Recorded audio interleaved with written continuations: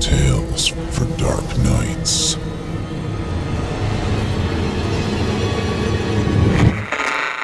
Want to make sure you never miss a Chilling Tales for Dark Nights video again? Be sure to subscribe and hit that bell to turn on notifications.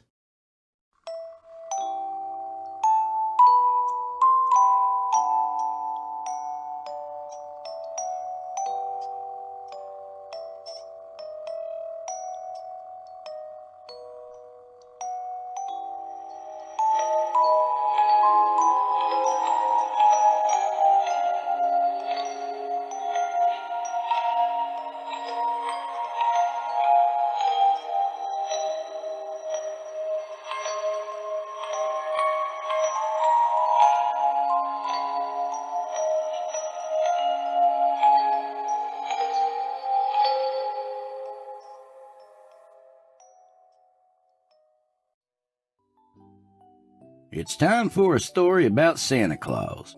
Well, a Santa at least. And there is a difference, cause the real Santa is myth and bullshit. But this Santa was the real deal. His name was Nicholas White.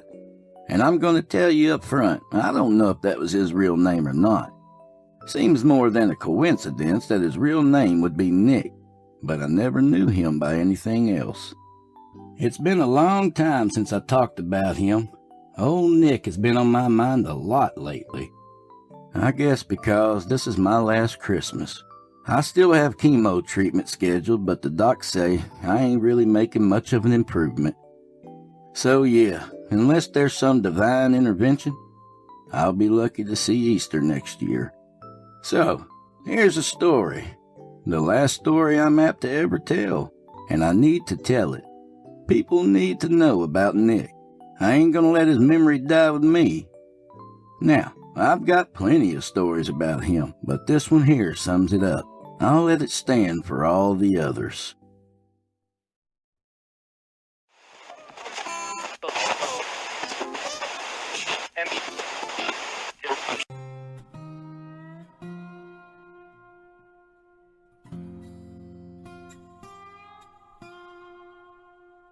It was the week before Christmas, 1991, and we were parked outside some burger place in the middle of nowhere, Alabama.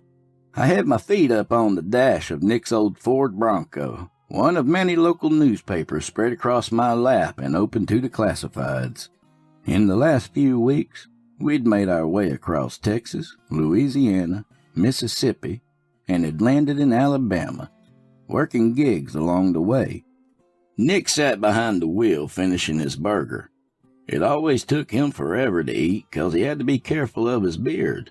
The white hair flowed down from his temples and over his cheeks like an avalanche of perfectly combed snow. He kept it pristine, which he had to really, because it was his moneymaker. After people saw the beard, it was just a negotiation of the price. I ran my pencil's tip down the list, stopping occasionally to read off listings to Nick. Bessemer, they got a shopping mall. Nick finished chewing, then said, Too far north. Well, we gotta make good time if we're gonna hit Florida and Georgia before Christmas. What about Montgomery? Shouldn't be a couple hours from here. That's doable, Nick said. What else you got? Handling, near the Alabama-Georgia line, and not too far from Florida's panhandle either. Nick's look became distant and worried, and I knew that's where we were going before all the words even left my mouth. Seeing Nick worried always bothered me. Those days I was probably 5'7" and barely $150, but Nick was a big old son of a bitch. Had to be 6'4" easy, pushing 230. He looked like the real Santa if he spent his free time fixing Harleys. His black Allison Chains t-shirt stretched over his beer gut, the only part of him that had any fat, really. Point being, if old Nick was worried, I sure as hell was too. That's the one, he said. Make it happen, Rudolph. Nick started calling me Rudolph from the first week we met. Thought it was funny, I guess, with me being the navigator and all. I set up his appearances, tracked the routes for our trips, made sure he knew when and where to turn, and got us back on the road after rest stops. The name fit, so it stuck. I spent the next few minutes tracing the route out on the map. Nick tossed his trash into the can right outside his window, then leaned back and closed his eyes. I turned and looked at him. "What's got you so worked up?" Nick shook his head. I don't know, Rudy. This one feels different. Like pressure behind my eyes. Like a storm coming. "Whatever it is," I said, "we'll handle it. We always do, right?" Nick nodded. I know. Come on. Let's get some miles under our belt. He started the engine, and the truck roared to life.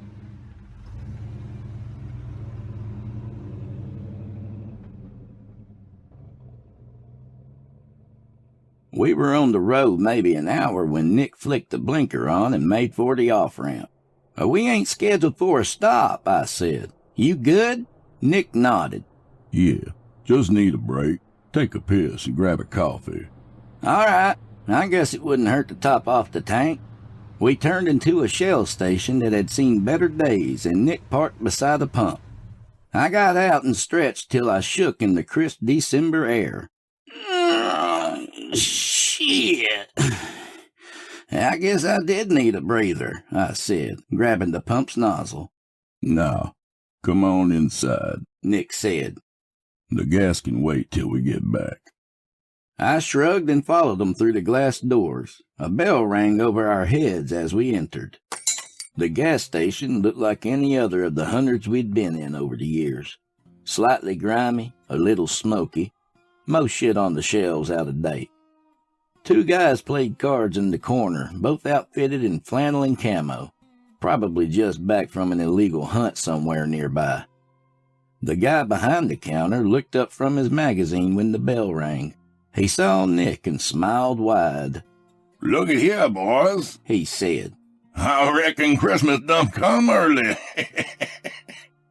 The card players glanced up and chuckled, but quickly went back to their game. I did the talking as usual.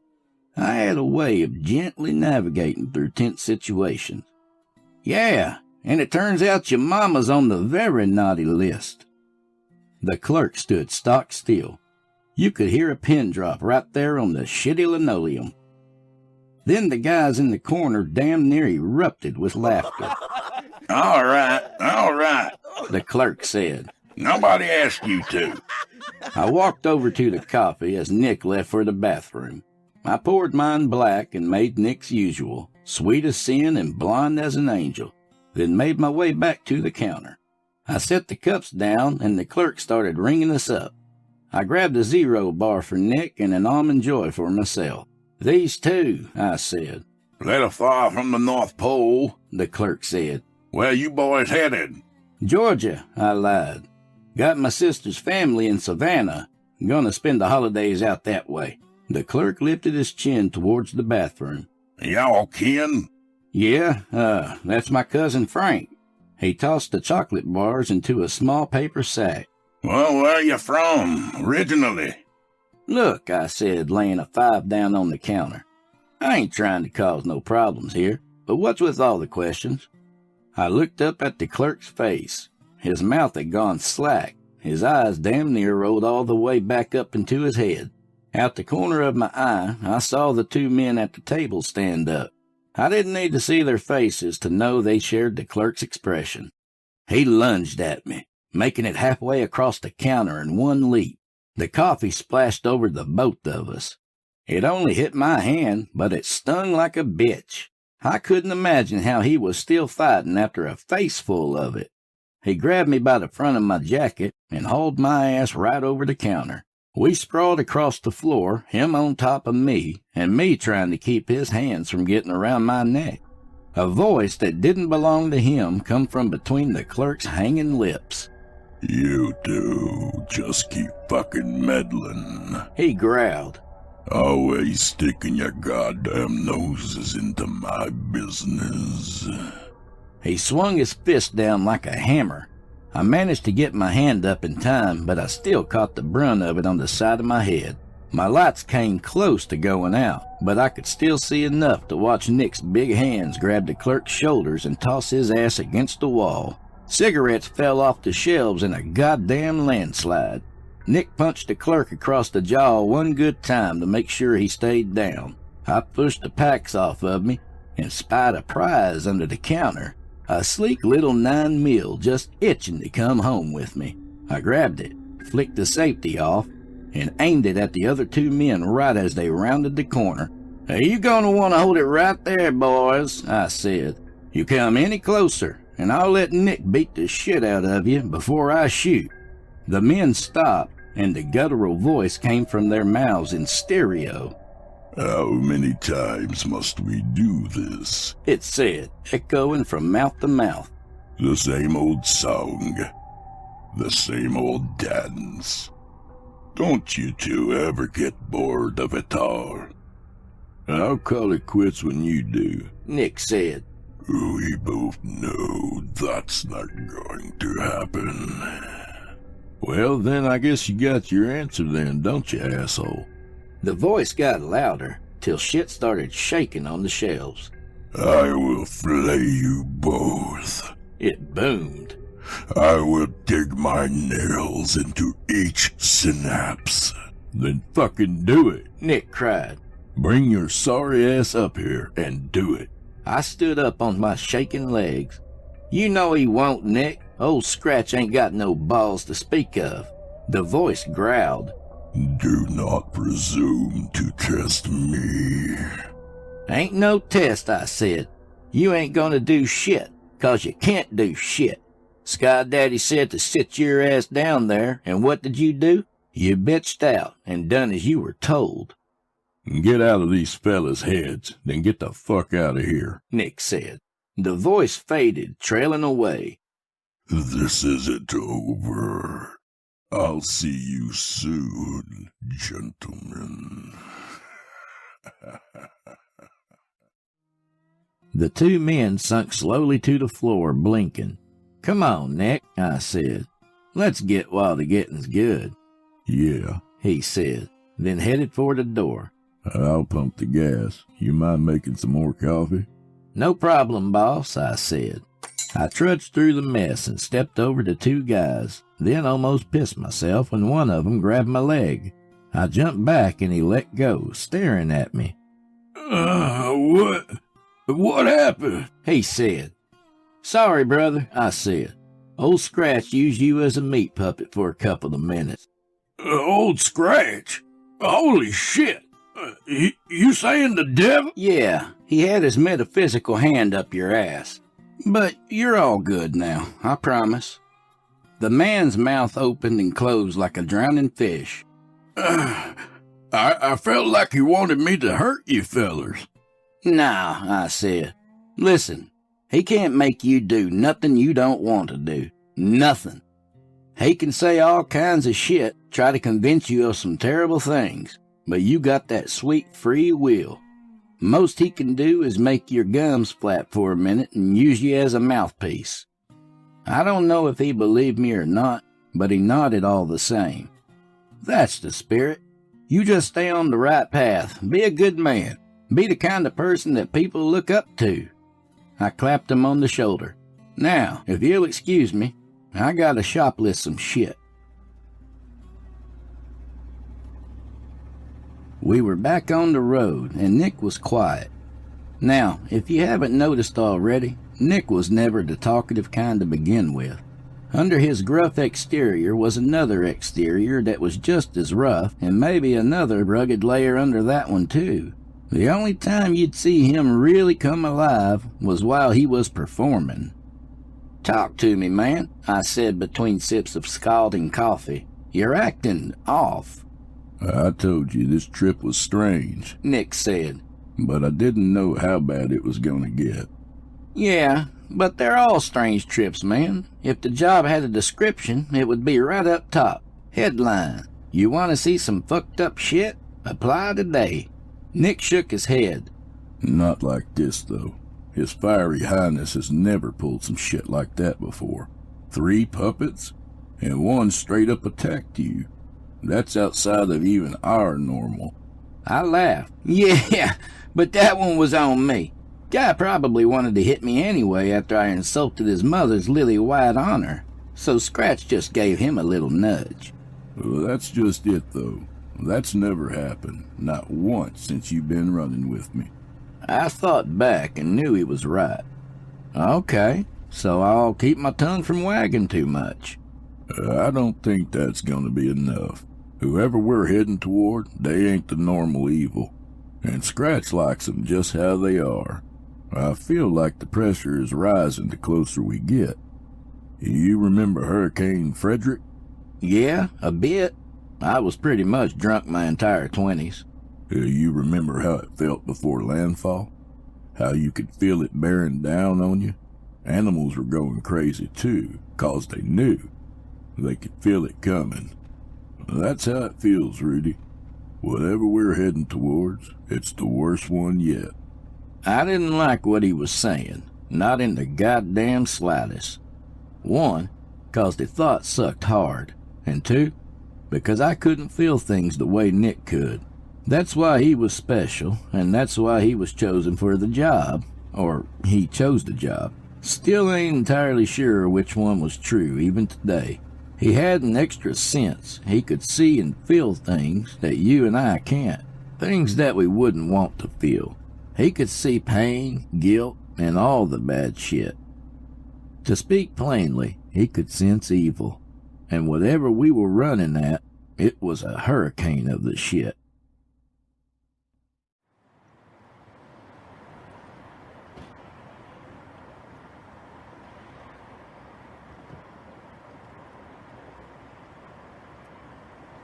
After another rough night of sleeping in the back of the Bronco, we got up in the light of the winter sun and got ready. I stood outside in the mall's parking lot and brushed my teeth with toothpaste I'd stolen from a motel days ago and water from the milk jug we kept behind the seats. The Bronco shook as Nick changed into his outfit. Eventually he emerged. Red velvet coat and pants trimmed in pristine white fur. Black boots so shiny you could see your reflection on them. They were steel-toe motorcycle boots, not quite legitimate Santa gear, but most people didn't notice.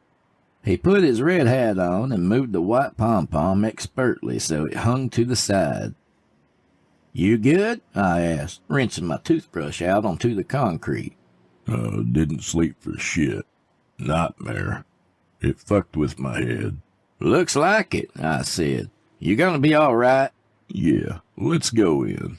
I'll feel better when I start working.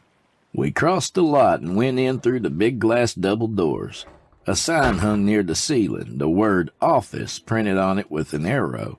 "Here we go," I said and knocked. "Yeah, what?" A voice called from behind the door. I twisted the knob and walked in. The manager sat behind his desk, the overhead lights gleaming off his scalp where his comb-over didn't quite cover it. "Did I say come in?" he said, dropping his newspaper. "Jesus Christ, this is why I need to hire more security. People just walking in whenever they damn well please." He stopped talking as Nick came in behind me. "Holy shit," he said. "You're the real deal, ain't you?" "Kinda obvious by now," I said. "But we're here about the job." "Just by the look of you, I can't afford you. The last Santa was some half-drunk guy in a fake beard. 2 days ago, he just up and disappeared, leaving me with a bunch of parents bothering the shit out of me about when Santa's coming back." Not fretting about the pay, Nick said. "Whatever is fine. I do it for the kids." I nodded. "Yeah, this ain't just a job, it's a calling." The manager leaned forward, his brow creased and expression stern. "Look, if you guys are some kind of perverts..." I could feel Nick's anger like a goddamn bonfire behind me, so I did what I do best to calm everyone down. "What the fuck?" I yelled. "Are you serious? This man lives to help kids have a Merry Christmas, asshole." He sat back with his hands up. "Okay, jeez, I'm sorry, all right? I just gotta be careful, you know?" I turned to Nick. Nick nodded. "Okay, apology accepted," I said. "Now, he got the job or what?" The manager looked from me to Nick, then back to me. "Yeah, fine. Everything is set up right in the middle of the mall. We got a tent up behind the chair for a dressing room. The shift is from 9 to 1, then a half hour for lunch, then back on the floor till 6. I'll pay you in cash at the end of the day. Sound good?" Deal, I said. Good. It's 10 till 9 now. Get on over there. We left and made our way through the mall, Christmas tunes blaring from speakers overhead. It wasn't too busy yet, but there were still plenty of people milling around. When we passed kids, they all stopped and stared. This was the best part of our job. Nick greeted every kid we saw, and his face lit up each time. Shit, if I didn't already know him, I'd have thought he was the real deal too. These were the only times that I saw Nick truly happy. By the time we made it to the setup, we had a line of kids following us like Nick was the goddamn Pied Piper instead of Santa Claus. He got to the seat and turned to the crowd. Ho, ho, ho! Merry Christmas! The kids cheered and called his name. He waved, his huge white-gloved hand moving from side to side. Nick sat down and made himself comfortable, then gave me a thumbs up. I walked over to his side. Welcome, everyone, I said. I'm Rudolph, Santa's navigator and right-hand man. You can all come up to see Santa one at a time. Tell him hello and what you want for Christmas. Now, everyone else waiting in line, please keep your voices down so Santa can hear the Christmas wishes. And so Nick can concentrate, I thought. The first kid tentatively walked up to Nick, and the work truly started. 2 hours passed, then 3. Then finally it was time for a break. I stood up and addressed the crowd. Okay, kids, Santa has to take a short break to check on the rest of the reindeer or something, but he'll be back before you know it. So stay right there and be nice. Remember, he can still see you. I met Nick in the tent. Did you get anything? Nick hesitantly shook his head. No, maybe. I don't know. Usually when they sit down, I can feel pretty damn quick if they have a problem. But this time has been like a bunch of them have something wrong. Not all of them, but more than usual. So we got a lot of coal to give out here. That's not too out of the ordinary. He frowned. It ain't the same. Every kid has a different feeling, and it's special to them, like a fingerprint or a blood type. Okay. What are you saying? It's like the kids with issues all have the same fingerprints. You see how weird that is? I nodded and let out a breath. Yeah, but what in the hell does it mean? Okay, listen, Nick said, running his hands over his beard nervously. What if, Jesus, I hope I'm wrong about this, what if they all have the same problem with the same person? I felt like somebody had slapped me. This was fucking far from normal. I don't think this is gonna be just some piece of shit stepdad, Nick said. Something bigger is happening here. Well, shit, I said. What do you want to do? Nick stood. We keep going, and we keep looking. What else can we do? The hours passed, and kid after kid sat down on Nick's lap, leaving with a smile and a candy cane. I kept a close eye out. I could see the wear and tear it was putting on them. Maybe every 10th kid I'd see him grimace. Not a lot, just a little. I was probably the only one who noticed. His face would just kind of get tight and his eyes would get that far away look. I felt like shit, 'cause there wasn't a damn thing I could do about it. It was his burden, and he couldn't share it. Whatever it was, gift or curse, who knows. I just wanted to help him carry it. Every kid who sat on his lap with an issue was another weight tied around his neck. We'd seen junkie mothers who sold their kids off to strangers, alcoholic dads who liked to use their fists, step-parents with hearts of pure hatred, and we gave every fucking one of them a lump of coal. They were isolated incidents, you know. We'd hit up a town, stay for a few days, and maybe find 1 or 2 naughty pieces of shit and give them their coal. Then it was off to the next town, doing as much good as we could before Christmas. But if my count was right, Nick felt something wrong with 8 kids within a few hours of his lunch break. That's not even counting the ones he got a feeling from that morning. Around 5 o'clock, the next kid in line walked up to Nick. He was black, probably around 7 years old, had a puffy blue jacket on. His brown eyes were bright and shiny, and so happy to see Santa. I can still see him in my mind like a Polaroid picture. Nick put his hands under the boy's arms, scooped them up, and set them down on his lap. Nick's face contorted immediately, but he recovered quickly and smiled, beginning his usual routine with the boy. The boy spoke low enough that I couldn't hear what he was saying, but he was still smiling, so all was well, until his eyes left Nick's face and settled somewhere behind me. Whatever happened was quick. The boy was struck rigid with fear, and Nick tensed up with him. A wet spot began to form on the front of the boy's pants, and it wasn't till then that I thought to look behind me. There wasn't anything unusual, just people shopping. By the time I turned back around, the kid's father was gently lifting the boy off Nick's lap. I am so sorry, the man said. I don't know what's got into him. Nick laughed. No need to be sorry, he said. Accidents happen, even to Santa from time to time. Nick winked at the boy, and it seemed to soothe him. He gave a small smile and buried his face into his father's shoulder. Thank you for understanding, the man said, and walked away. The boy gave a little wave as they left. Okay, everyone, I said, standing in front of Nick. Santa's got to go check his workshop, but he'll be back again tomorrow. Good night and Merry Christmas. There were a few grumbles from some of the parents who'd been waiting, but I ignored them and turned back to Nick, just in enough time to catch him when he fell. He leaned against me as I struggled beneath the sheer size of him. Help me get out of here, he said softly. I supported him as we left the mall, not even bothering to check in with the manager. We half stumbled, half walked back to the Bronco. I got him to lay down in the back before I started in on him. What the hell was that, man? I said.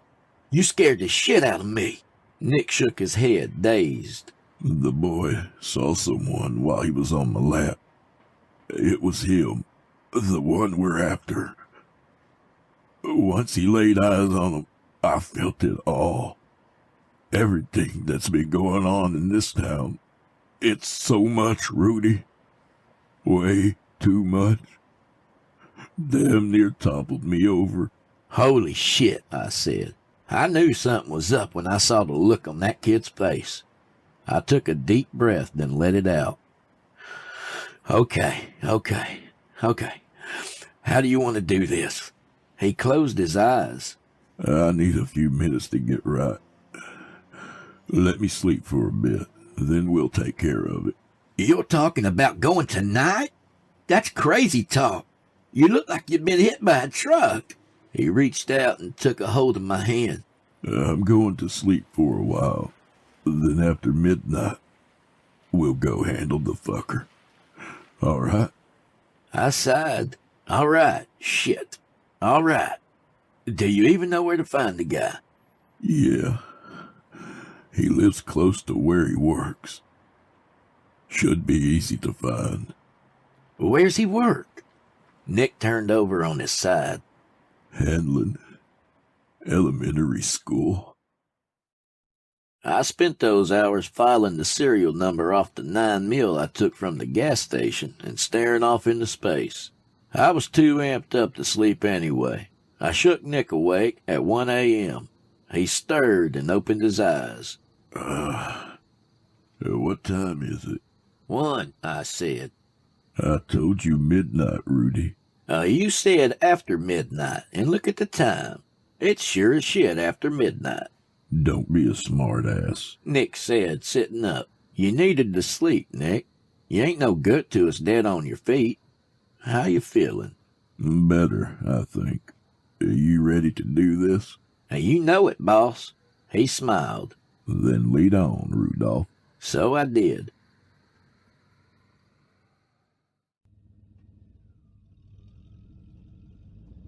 We drove around aimlessly for a bit. Well, not really aimless. All these types of towns are all about the same, really. And sure enough, it wasn't long before we saw a sign pointing us towards the school.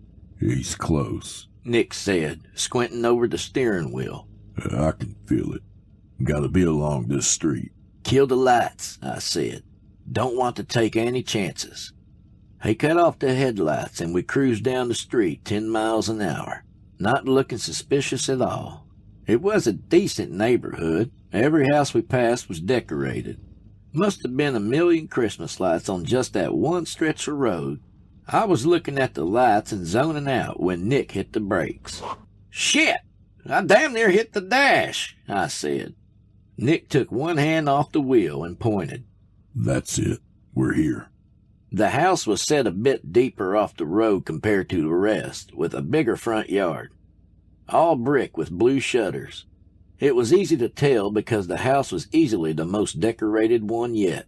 "Christ," I said. "Looks like Las Vegas threw up on his house." Nick didn't laugh. "It's all a cover. He's trying to conceal all of the dark inside." I didn't know what the hell to say to that, so I just nodded. He pulled the Bronco into the driveway, then cut the engine off. We coasted in silence the rest of the way. We parked and got out. Nick adjusted his hat, then reached behind the seat to grab his bag. It wasn't big and wasn't filled with presents. We looked at each other. He held up the bag, and I patted the pistol weighing down my coat pocket. We nodded in unison and made our way down the side of the house. Once we turned the corner, the dark really settled in. I followed the sound of Nick's footsteps. The dark ended up being a blessing, 'cause without it, I may not have seen the blue light in the distance. "Nick," I whispered, "look yonder to the right. Blue light, you see it?" "Yeah, let's go check it out." The backyard led into the woods that spread the length of the neighborhood. We headed in that direction, careful of our footsteps over the pine needles and fallen leaves. As we got closer, the shape became clearer. "It's an RV," I whispered. "You think he's got somebody living out here?" "Don't know. Let's go find out." The soft blue glow of a TV shone around the curtains on the windows. I tried to peek in, but couldn't make anything out. "I don't see nothing. How do you want to do this?" "We go in," Nick said. "I'll open the door. You go in with the gun." "What if it's locked?" I said. Nick reached into his sack and pulled out his crowbar. "Then I'll unlock it." "Okay, let's do it." He gently grabbed the handle and pushed down, and the door began to swing out. I pulled out the pistol and flicked the safety off, putting my foot on the first step. Then the second. By the time I reached the last step, I could see the entire length of the RV bathed in the blue light of the TV. A man sat in an office chair, his back to me, headphones covering his ears. He was nothing but a shadow in the TV's light, blocking the screen completely. I aimed the gun at him and walked slowly forward. He'd taken out extra seats and such from the RV and replaced them with shelves. Shelves lined with videotapes, each labeled in neat print by a black marker. Tiffany, age 8, part 1. James, age 7. Michael, age 7. Jessica and Michael, age 8. Me and Matthew, age 8. It took everything I had to keep from throwing up right then and there. There were so many. Shit, I don't know how many. 100? 2? The shadow man moved and I nearly jumped out of my skin. He pressed a button on the nearby VCR. The machine whirred and spit out a tape. There was a soft click as he uncapped a marker and began writing on the label. When he was done, he grabbed a fresh cassette and slid it into the machine, pressed copy, and started the process all over. I walked closer, inching forward till I could see over his shoulder. I don't need to tell you what was on the screen. I wish to God I never knew either. I tapped the son of a bitch on the shoulder. He spun around, the cord of the headphones pulling his glasses till they sat crooked on his nose. "Who the fuck are you?" he cried. "How?" "Shut your fucking mouth," I hissed, "or I swear to sweet Christ I'll blow your goddamn brains out." "Please," he said, putting his hands up like he could stop a speeding bullet. This isn't what you think. I couldn't help it. I laughed. Really? I said. 'Cause it sure as shit looks like you got yourself pervert headquarters here. Is this all for you? No, can't be.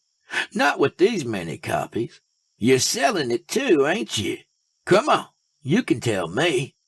This piece of human garbage had the goddamn nerve to start crying. I can't stop myself. Please. I need help. I heard and felt Nick's footsteps behind me. I smiled. Oh, you're gonna need help, all right.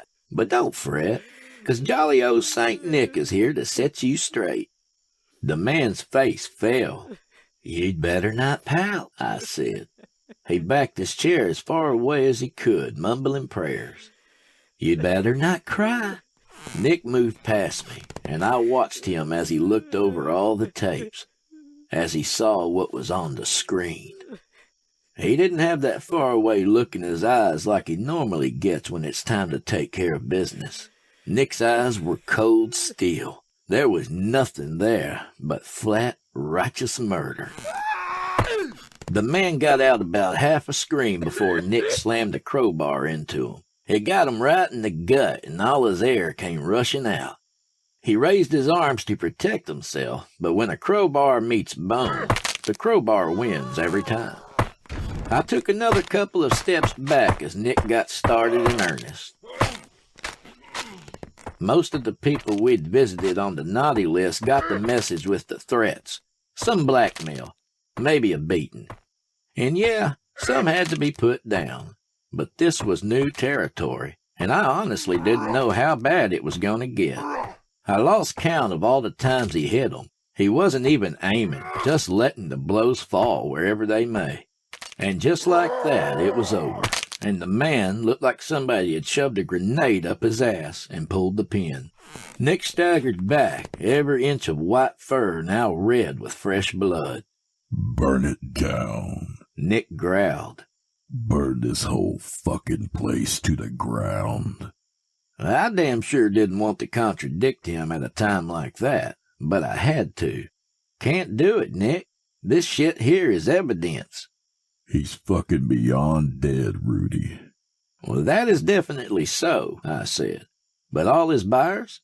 They're out there somewhere, and there may be stuff here the police can use to find them. There was a moment where I thought he wouldn't listen to reason, but in the end he nodded. If you're sure.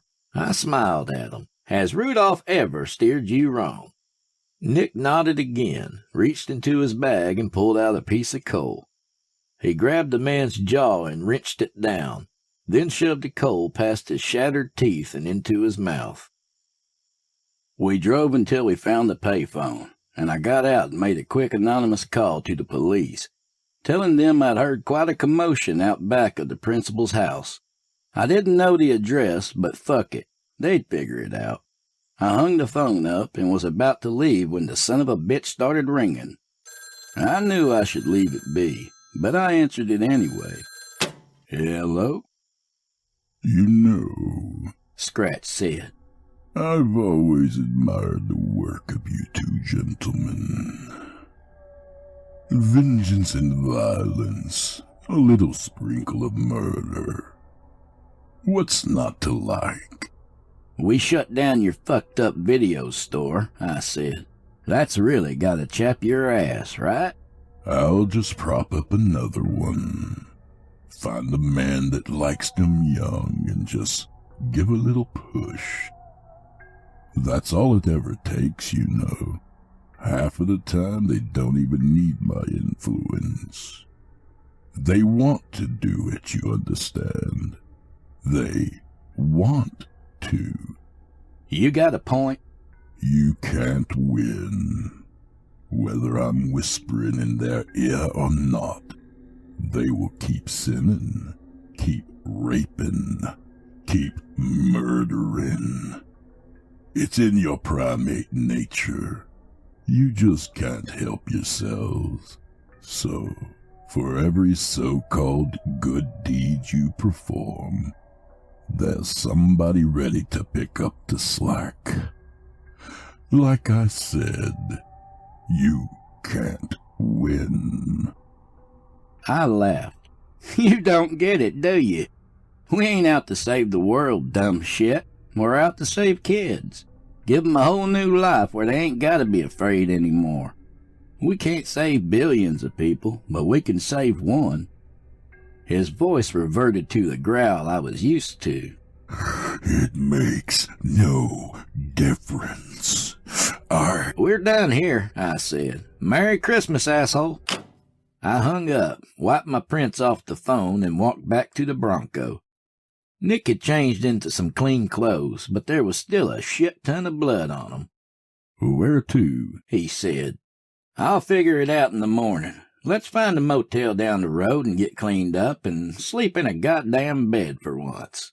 We ain't got the cash for that, Nick said. We ran off from the mall without getting paid. Well, I said, and produced a wad of wrinkled bills from my pocket. Looks like I forgot to mention I cleaned out that gas station's register before we left. Nick laughed, a bright sound like Christmas bells. All right, lead the way, Rudolph. I did, and God help me. I hope it was in the right direction.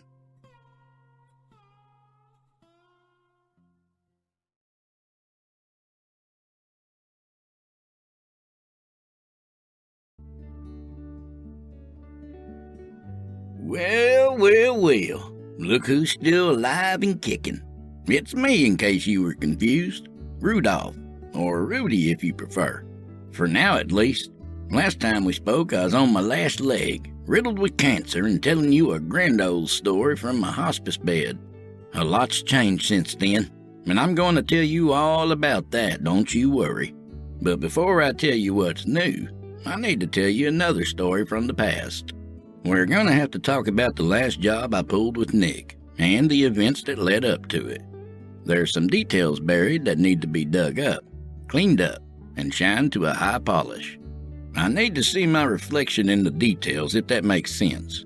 I figure if I can see myself there, then you ought to be able to see me just fine.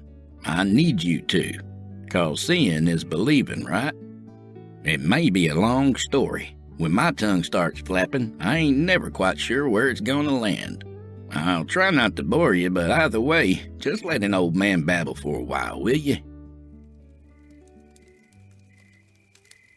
It had been about a year since me and Nick shut down old Scratch's kitty video operation and handling. If you ain't heard that story, you may just want to stop here and give it a listen. It'll sure make a lot more sense if you do.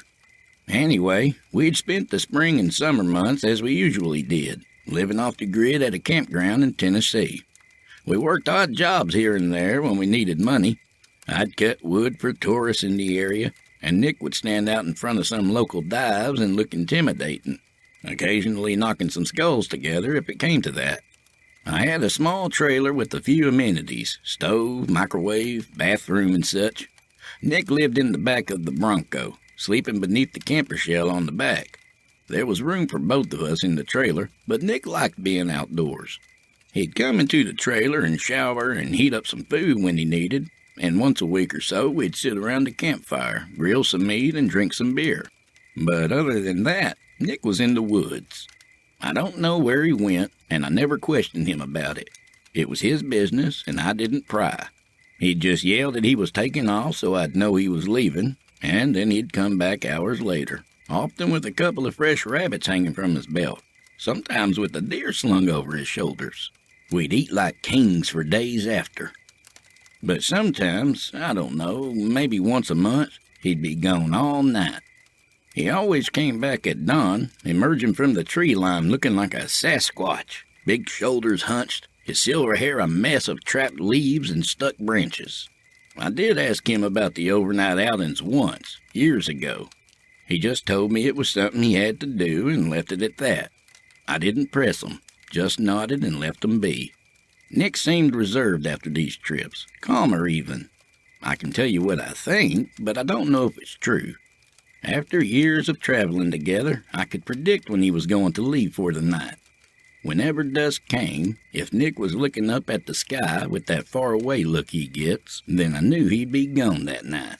To be more specific, if I'd catch Nick staring up at the North Star, then it was going to be one of those nights. Was he praying, meditating, or shit, I don't know, doing yoga out in the pine needles? Can't tell you, but I always had the feeling it was something like that. Something that calmed him. Something that pointed him in the right direction. Okay, got the preamble out of the way, so now here's the point. Like I said, it was about a year after we gave that pornography-producing piece of shit his lump of coal, and Christmas was coming up fast again. Nick had been on one of his overnight excursions, and I was fast asleep in bed when what sounded like a boulder pounded on the trailer's flimsy door. "God damn!" I yelled, sitting straight up in bed. "Hold on a damn second." I disentangled myself from the sheets and made my wobbly, sleep-drunk way to the door. I opened it up, and there stood Nick, silhouetted against the coming dawn, his eyes a bit wild. "You scared the shit out of me, man," I said. "What's got you all riled up?" As usual, his voice was rocks grinding against themselves in the landslide. We need to talk. "It can't wait till the sun's up," I said as I rubbed my eyes. No. "Okay. You coming in?" No. Come out here. I've got a fire going. I stepped out into the pre-dawn gloom. The night's chill surrounded me in an instant. My threadbare pajama bottoms did nothing to help, but the fire did. I sat down on my usual stool and scooted myself closer to the flames. Nick sat his big frame down on the uprooted stump he used as a chair. He had an old Alabama crimson-tied ball cap, his silver hair streaming from beneath it. His white cloud of a beard was dotted with caught pieces of dead leaves, and it reached down to his bare chest. Other than that, all he had on was an old pair of Levi's jeans. Nick and the cold were like old friends and enjoyed each other's company very well. He leaned forward and handed me a crinkled and torn swatch of newspaper. Read it. He said, "Where in the hell did you get this?" Don't matter. Just read. I sighed and got to reading it. It didn't take long. 3 missing kids, all from the same area in Texas? I asked. 4 now. That article is a few days old. Another was taken last night. And how would you know that? I just do. He said. It's like I could hear their voices for just a moment last night. Scared voices in the dark. Locked in somewhere and waiting for the worst. I tossed the newspaper in the fire and watched it curl as the flames devoured it. I'll plot a route on the map. Nick nodded. This might be a bad one for us, Rudy. The pornographer was bad, yeah, but this is something else. We caught him by surprise, but I don't think we're going to be that lucky this time. I can feel the pressure, the resistance, as easily as if I had my hand against a wall. Then we'll handle business like we always do, I said with a shrug, 'cause I'll guarantee you one thing. No matter what we're up against, I ain't stopping till every asshole involved gets his coal. He surprised me with a smile. You're one of the good ones, Rudy. Always remember that. I took the compliment with a nod, but all in all, the way he said it didn't sit right with me. Pardon my poetry, but it had the sound of finality, if you will. Yep, it sounded final as shit.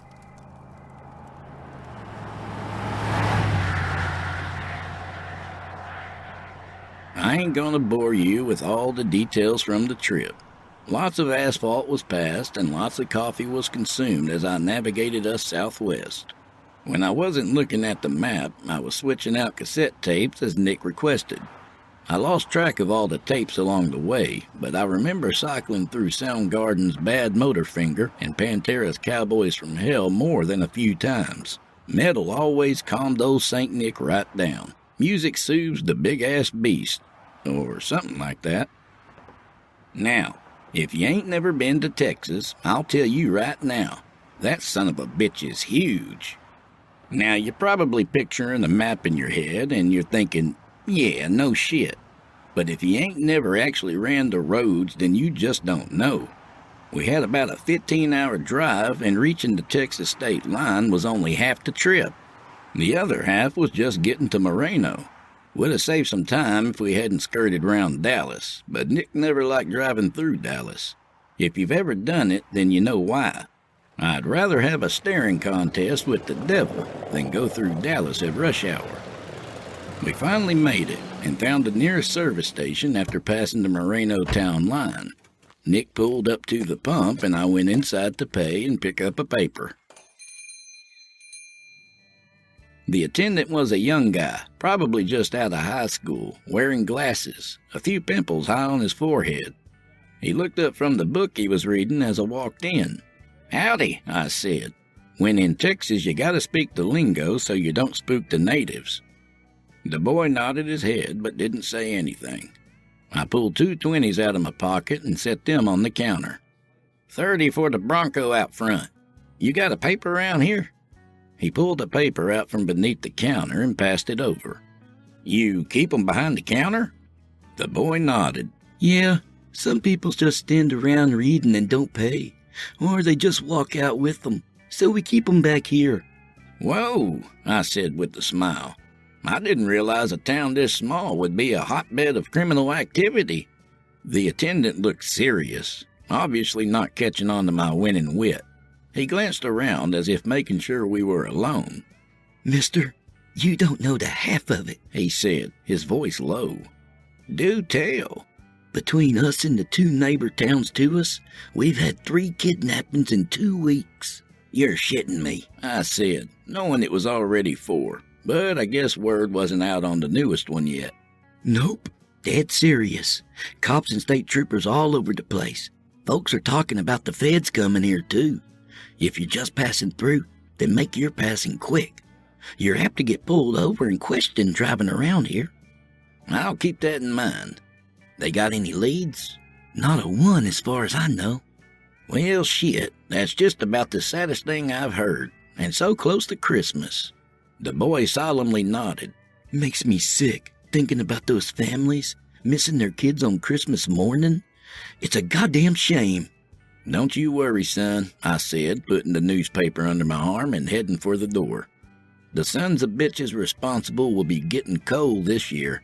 Guaranteed." "I hope so," the boy said. "Whoever it... Wait a minute." He was looking out the window at Nick. "That guy with the beard, he with you?" I eyed him. "Yeah, so?" "Holy shit," he said. "Now, I swear up front I ain't pulling your leg, but yesterday a man came through and left a message for you and your friend." Well, out of all the things he could have said, that was definitely the oddest. "Say again? Mark?" I asked, reading his name off his name tag. My stomach was an acid-covered knot. I hadn't even heard what the message was, but my guts knew I wasn't apt to like it. Mark ran his hand through his hair, and a ragged breath escaped his lips. "It's crazy. I completely forgot that guy even came in until I saw your friend out there. How does that happen?" Evil magic shit, I thought. "No idea," I said. "Just calm yourself down a bit and tell me what happened." Mark nodded. "Yesterday afternoon, I was standing here like usual, and this guy walked in. I don't remember what his face looks like exactly. I just remember his smile. Not like that. I ain't like that. His teeth were just..." "Sharp?" I cut in. "Like fangs?" "The opposite," Mark said with a shake of his head. "They were damn near perfect. The straightest, whitest teeth I ever seen. And his hair was slicked back like the dudes in old black and white movies. Plus, he was wearing a suit, with a tie and all. He looked like he could sell you anything, if that makes a lick of sense." It didn't, but I didn't press him on it. "Well, he doesn't sound familiar to me. What was the message?" Mark's brow furrowed, looking like a freshly tilled field. "He said he'd meet you tonight at 9 out at the sheep shed. It's a bar about 20 miles west of here, off Highway 302.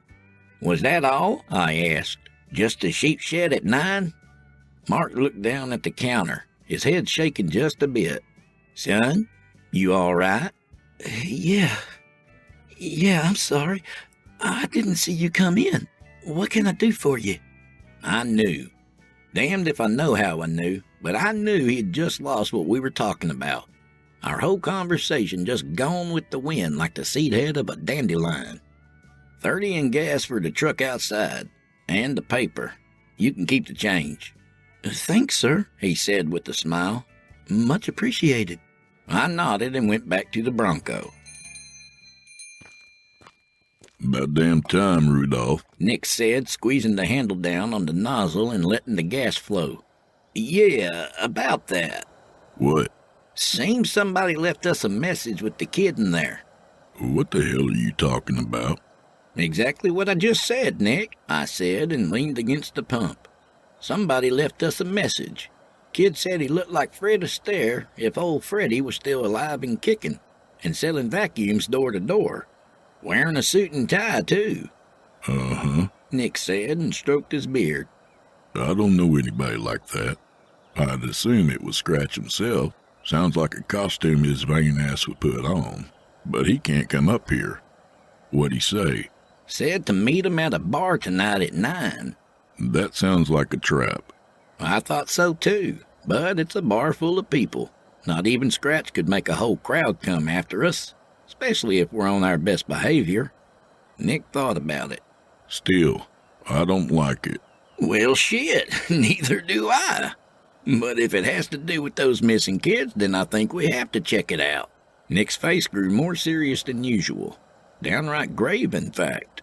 Are you thinking we should, Rudy? Or do you know it? Do you feel it? I didn't know what he was asking, not on the surface anyhow. But just like I knew without knowing what he did overnight in the woods, and I knew without knowing that the boy in the gas station had forgotten me already, I did know what he was asking. I got this feeling, the same kind I would get when I didn't know which direction we were supposed to go, even with a map in front of me. But I always got us where we were going. I just knew. I swallowed. Yeah, Nick, I feel it. He nodded. All right then, we'll go. In the meantime, find us a job. Gotta be a mall around here somewhere. Already on it, I said, waving the newspaper at him. The pump stopped at $30. Nick hung the nozzle back up and we got in the truck. I started to open the paper, but my full mind wouldn't let go of a question. Hey, Nick. Yeah? Why is it that we always end up finding a gas station somewhere that has some ominous shit waiting for us? I thought he'd laugh, but he just stared ahead. People make paths, Rudy. Trails through forests, highways through deserts. Thousands of people treading the same ground, and the ground connecting them all. Emotions released with every step, every rotation of the tires. Anxious people, happy people, depressed, ecstatic, don't matter. It all leaves a mark in their wake. The places they converge, the intersections where their paths cross, there's an energy that hangs over the ground like a mist. It's easy to find what you're looking for in these places, and easy for something to find you, too. It's all connected. Just roads, highways, and paths humming with energy, with information. I was silent for a moment, but of course my silences never last long. I turned to face him and took a moment to get my words right, to express exactly what I needed to. What in the fuck are you talking about? I barely understood 2 sentences and all that. This time he did laugh. You will, Rudy. I swear to you, brother, you will. He cranked the engine and we were off again. Wasn't more than 15 minutes and we were parked in front of a shopping mall 2 towns over. We got out and I took the lead through the sliding glass doors. Things already looked and felt bad. For one, we didn't pass a soul on the way in. And for 2, the mall looked damn near empty, even so close to Christmas. It feels like we're walking through a deflated balloon. Where the hell is everyone? Nick shook his head, his big white beard shaking with it. I don't know. Let's try and find the office. We walked through the empty space, boot heels clicking on the gaudy tile, still colored in pastels and neons left over from the 80s. Most storefronts were closed, metal bars and grates pulled shut against the rest of the mall. A few still had at least one visible person minding the store. I watched as a middle-aged woman slowly folded pairs of jeans to add to a display. It struck me as a sad sight. Couldn't tell you exactly why. Maybe it was just like putting a face on all the nothing surrounding us. There was a sign ahead near the ceiling that read office and pointed down the hall. We walked to it and turned the corner only to be met by a security officer standing between us and the office. He was a young black man in a blue and gray uniform, bald-headed and standing nearly as tall as Nick. Damn near as big, too. "Help you, gentlemen?" He said, eyeballing us from forehead to feet. "Yes, sir," I said. "We're looking for the manager of your establishment here." "What you want with Mr. Perez?" "We are in the business of entertaining children during the holiday season," I said, with what I hoped was a genuine smile. "My friend Nick here plays Santa, as you may have already guessed by the silver mane and white beard, and I handle the business and traveling arrangements. Name's Rudy, and you are?" I stuck out my hand. For just a sec I thought he wasn't going to take it, but after a little hesitation he did, and shook my hand with a slightly less than painful grip. "Officer Robinson. Frank." Nick cut in with his usual demeanor. "What's happened here?" Frank raised an eyebrow. "What are you referring to?" "This place is a tomb," Nick said. "Where is everyone?" Frank licked his lips. "You ain't from around here, are you?" "Nah," I said. "We travel a lot, working the Santa gigs all over the place this time of year." Frank sighed. "Look, the town's in a bad way. Kids have gone missing. Everybody's scared of their own shadow. People are staying home and keeping their kids right where they can see them." "Well, shit," I said, trying to seem ignorant. "How many are we talking about?" "Just got word this morning of the 4th. I don't think anybody really knows yet, but the girl was Mr. Perez's daughter. That's why he ain't in today. Probably won't be back anytime soon either." "Can't blame him for that," I said. "I'm sorry as shit to hear it." "Any idea who did it?" Nick asked, as blunt as ever. "Nah. Police think it must be a stranger. Mr. Perez and his wife are heartbroken. No marital problems. No other relatives on this side of the border. I don't get it. Sophia is a sweet girl. Always has a smile for everyone. She doesn't deserve this. Nobody does." There was a moment of, how do I describe it? It was like static electricity, a small charge that was barely noticeable, floating over the air. "You blame yourself," Nick said. "Why?" I opened my mouth to ask how in the hell Nick would know something like that, but no words came out. I knew he was right. I could feel it too. Frank's guilt was so thick I wondered why I hadn't noticed it outright. Frank's expression changed quickly from shock to suspicion. "How the hell?" Nick placed his hand gently on the man's shoulder. "Don't matter, and it ain't important. You can tell me. It won't leave this little triangle we have here. Why do you feel guilty about Sophia being snatched up?" Frank stared at Nick. "Your eyes. They're like snowflakes, spinning and—" "That's right," Nick said with a nod. "Like looking in a shook-up snow globe. Relaxing, ain't it?" Yeah, it is." "Okay. Well, you just keep looking and tell me about Sophia." He nodded. "Sure. I was on duty yesterday.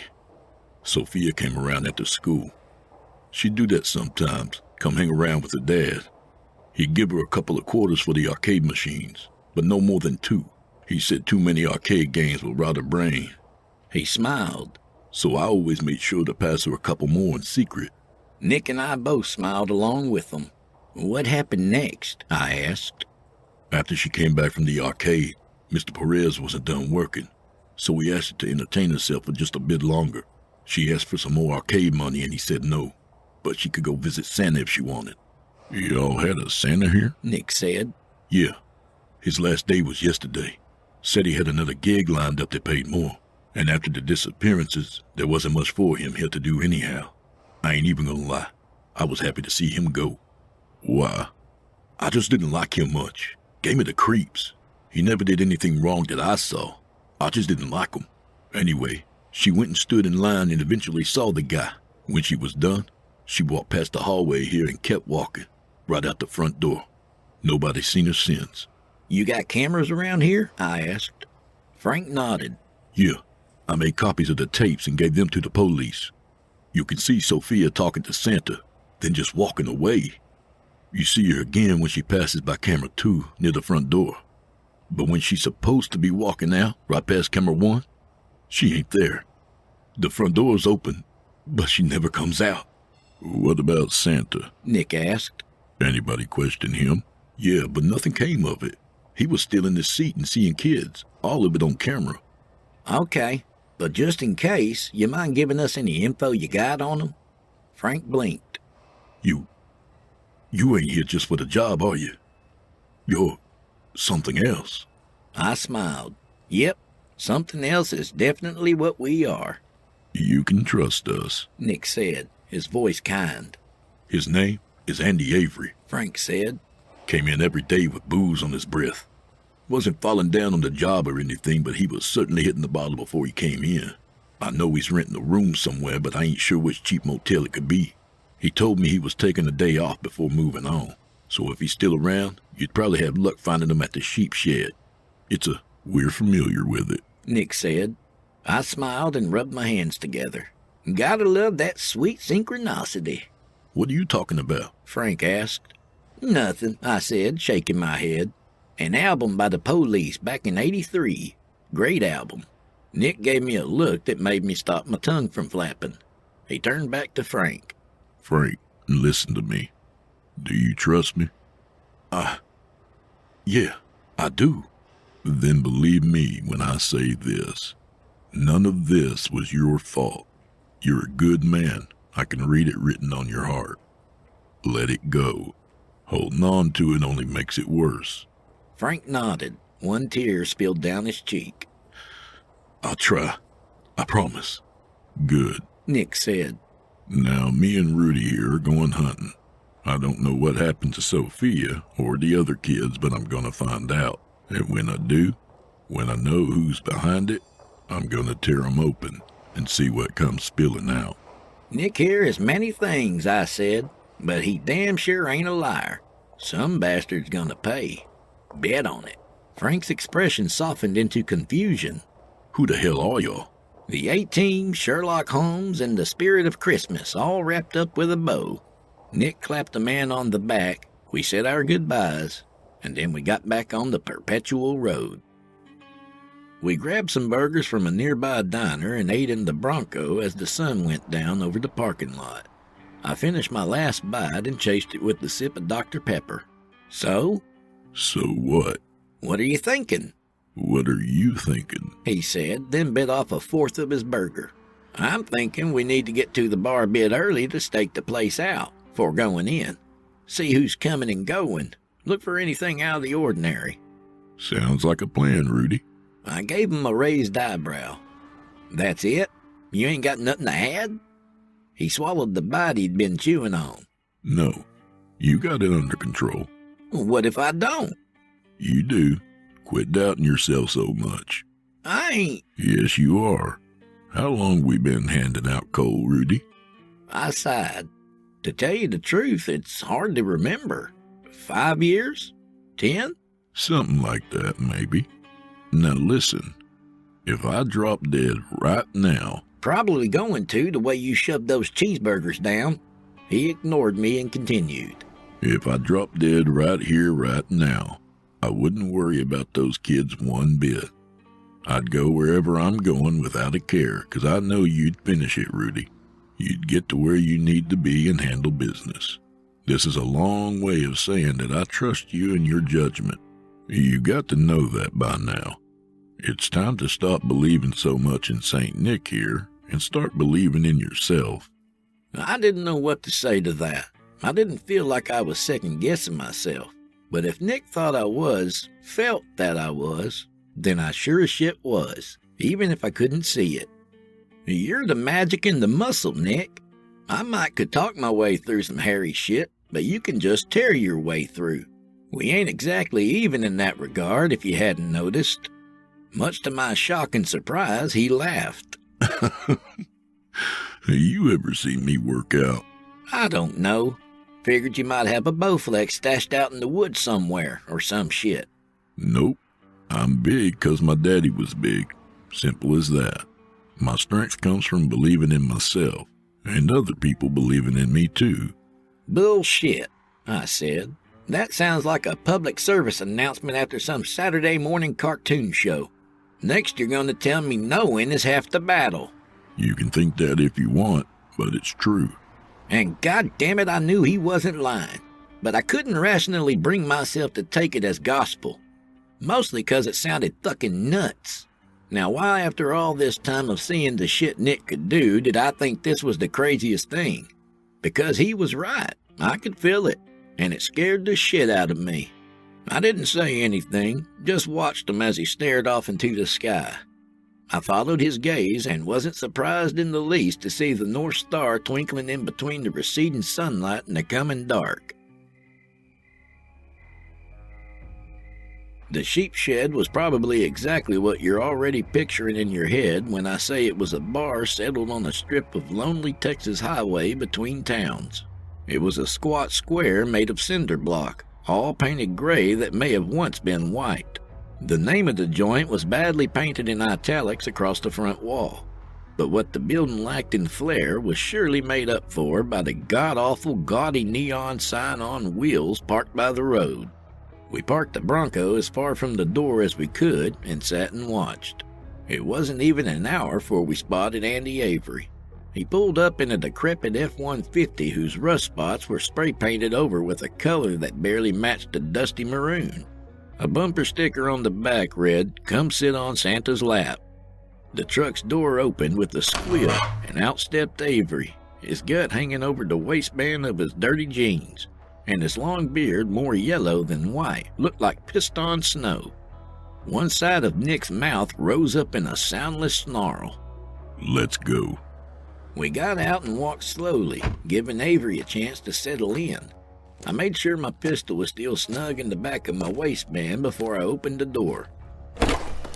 The rowdy voices of all the drinkers inside still leaked through the thunderous guitar riff that sounded like it was coming from a V8.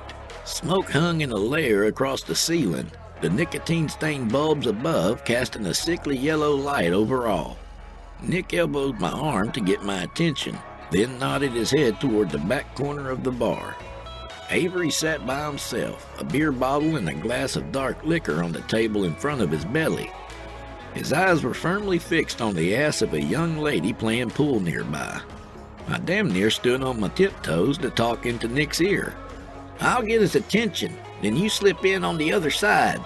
He gave me 2 quick nods, then I made my way through the swarm of dirty after-work bodies, a deadly combo of too much perfume, aftershave, and smoke swirling in my wake. I passed between Avery and the woman he was eye-fucking, and the bastard called out to me. Hey, asshole! You're ruining my view! The woman took notice and gave him a look like she just saw some freshly flattened roadkill. She tossed a cue on the table and walked off while giving him the finger. Avery started laughing, and I saw my opportunity. I started drunk laughing, then sat down beside him in the booth. "Sorry about that, friend. I wish I'd had a longer gander myself. She was built like a brick shithouse." You goddamn right about that. His laugh went up an octave, and he took another drink from his beer. He didn't notice Nick slide into the booth and sit down beside him. I leaned closer to him, the smell of sweat stinking up my personal space. "Speaking of pretty young things, tell me about those missing kids." His face bleached of color. The fuck are you talking about? He stammered. I saw Nick reach down slowly and knew he was pulling his knife from his boot. "I'm talking about them kids that have up and disappeared here lately, boy. Tell me about them." I don't know shit, he said. Now, Nick put his bare paw of a hand on Avery's shoulder and held him firm. The bastard turned to look at Nick, and I could see his eyes widen even from his profile. keep your ass on that seat, grifter. Nick growled. Here's the situation. I've got 7 inches of steel that's pointed directly over your femoral artery. One small push, and you're gonna bleed out faster than the time it takes for me to spit in your dying face and wipe your greasy blood off my knife. Is that clear? Avery nodded. Please, don't kill me, he whined. That all depends on how much you want to tell us where those kids are, I said. Come on, jackass, spill it. I don't know, he stammered, then yelped as Nick pressed the tip of his blade through the fabric of Avery's jeans. It was superficial, but seeing the bastard's blood start to spread did make me smile. I don't know where they are. That's the truth. I snapped my fingers under his nose to get his attention off his leg. All right, well, let me rephrase the question for you. What did you do to those kids? He began to lie, but stopped and shook his head. I didn't harm them, okay? Oh, shit. Man, I tell you what, Nick said.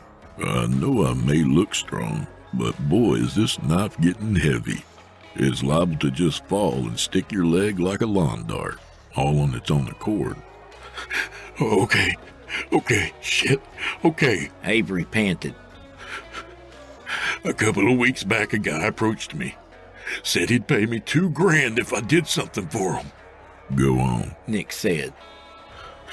He wanted me to talk to the kids that visited the mall. Avery said, sweat beading on his pasty forehead. Find out which ones was having trouble at home. Maybe likely to skip school or talking about running away. You know. Kids that wouldn't be missed for a bit if they came up missing, I said. Yeah, and I did. But when the end of my 2 weeks was coming, and I hadn't found another kid, he got greedy and snatched up the mall manager's little girl. I knew damn well that was definitely gonna get noticed. She wasn't the type to run away, so I left. God damn it, I should have left sooner. Well, don't fret about that. We would have tracked your bulbous ass down wherever you went. Who were the guys paying you? If I tell you, they'll kill me. Nick's eyes blazed as he pushed his face within an inch of Avery's. What the fuck do you think I'm going to do to you, asshole? His voice like the rumble of storm clouds. You think this knife is for show? I pushed down another 2 inches and you better hope there's a goddamn surgeon knocking a few back in the bar tonight. It was a church van, Avery squeaked. He didn't tell me his name, but I saw the van he came in. He parked way in the back of the parking lot, but I still saw it. It was from that big church off I-20 heading towards Midland. Biggest damn church you ever saw. Me and Nick shared a glance. His face showed disappointment more than surprise. What do you think? I asked. Nick looked back at the pitiful sack of shit. Let him go. I stood and gestured for Avery to leave the booth. He stood and I grabbed him by the beard. You say one word about our conversation here, and I'll make it my mission to find you and stick that knife up your ass. And you better not let me find out you're playing at Santa again. Avery nodded shakily and squeezed past me. For an older alcoholic fat man, he sure did make great time getting out the door. I sat back down beside Nick. I know why you let him go. Why's that? He was already dying, wasn't he? I could feel he was sick, something in his guts, but I couldn't make it out. Cirrhosis in his liver, Nick said, then downed Avery's whiskey in one gulp. And his stubborn ass ain't gonna go get it looked at till it's too late. He's gonna die miserable and in pain. You can tell the future now? I said and laughed. Well, we gotta get you booked on the Tonight Show. Maybe we'll finally make enough money to retire. Nothing like that, Nick said. Yeah, I can tell he's sick, but the rest is just knowing people. A guy like that, he's just gonna press on till he starts pissing blood. Doctor will tell him to stop drinking, but he won't. Makes sense, I said, then noticed the big red Budweiser clock on the wall. Shit, it's about time for our appointment. No sooner had the words left my ever-running mouth when the bar's door lit up around the seams. Needless to say, I was dumbfounded as hell, but I was more surprised that no one else in the place was looking at the light but me and Nick. It faded after a few seconds, and I watched through the after image as the door swung open.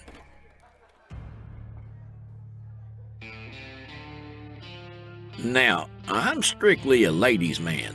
You can love whoever you please and you won't hear a peep out of me. But I always walk the straight line on that road of love if you're picking up what I'm laying down. All that's to say the man who walked into the bar was about the handsomest man I've ever seen. He had a face like a movie star or a game show host or something like that. All cheekbones and bright eyes. His tailor suit hung on him perfectly as he navigated through the crowd. When he got close to us, he smiled, and if I didn't already know, one look at his pearly whites told me this was the man who left the message. "Gentlemen," he said, his voice coming out of his lips like silk wrapped in velvet. "may I join you?" Nick eyed the man, lips rigid and face stern. Go ahead. He said. The man pulled out his handkerchief and wiped a nearby bar stool before dragging it in front of our table. We watched as he folded the handkerchief back to perfection before placing it back in his front pocket, then sat down. "Who are you, and what do you want?" I said, trying to sound annoyed even though I felt like shitting my britches. "Straight to the point, then," the man said. "I've come to discuss your current job. I guess it's not really a job, but something a bit grander in your estimation. An adventure, maybe. Either way, we have things to discuss about your involvement in the situation with the missing children." I laughed. That was a whole lot of words to say nothing. Just say what you came here to say, in plain English, Nick said. "Friends, I can assure you that Nick leaned forward and rested his arms on the table. I know who you are, and we ain't friends. Just tell us why you came all this way for a vigilante Santa and his partner in crime." But you sell yourself short," the man said. "You're not merely—" I don't sell a damn thing. That's your job, Fanuel. Fanuel grinned. "Have we met before, Nicholas? I think I would remember if we had." No, but your face gives you away. Way too pretty to be from around here. The gears in my head all clicked into place, and I damn near jumped out of my skin. So, of course, I chose my next words carefully and played it cool. "Holy shit! You're an angel! Are you fucking kidding me?" Fanuel nodded and leaned over the table. He pointed one expertly manicured finger toward his eyes. There were wheels in them, spinning and turning over each other in the pale blue of his irises. I sat back in disbelief. I've felt demonic presences before. Hell, I even talked to old Scratch himself on a payphone. But up until I saw Fanuel's eyes, I never even entertained the idea of seeing an angel in the flesh.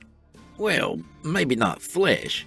I still ain't sure what exactly they're made of, to tell you the truth.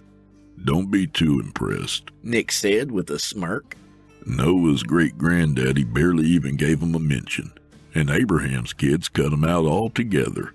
"That's—" Fanuel sighed. "not entirely true." Close enough. What does Sky Daddy want from us? "Well, if you're referring to our Lord and Creator of all, He wants you to stop." In a day full of surprises, that was assuredly a big one. "He wants us to stop," I said. "Stop looking for the kids?" "In a word, yes." Nick shook his head. Ain't happening. Fanuel shrugged. "One way or another, you must give up on this job." I'm neutral. I don't answer to him or Scratch, and you damn well know it. I've got my job, and you've got yours. "Yes, well, my job at the moment is to deliver this message. Stay away from this one. I know the rules. You can come visit our plane here, so you got one up on Scratch. But just like His Infernal Majesty, you can't do shit to us. Free will surely is a bitch. Fanuel's smile dropped from his lips. All true, I'm afraid. But you forget the many skills that have been bestowed to me. The most powerful of which is that I can be very, very persuasive. Just a second, I said. Let's say, hypothetically speaking, that my associate and I decide to listen to you. It would sure go a long way with us if you told us why we needed to call the whole business off. I'm not required to explain to you God's reasons, Fanuel said. And we ain't required to do shit either. Humor me. Fanuel looked from me to Nick. Fine. The person you're ultimately after is a very prominent man with a very large following. In time, the church he has built will triple in size. He will instruct others who will go on to found churches across the country.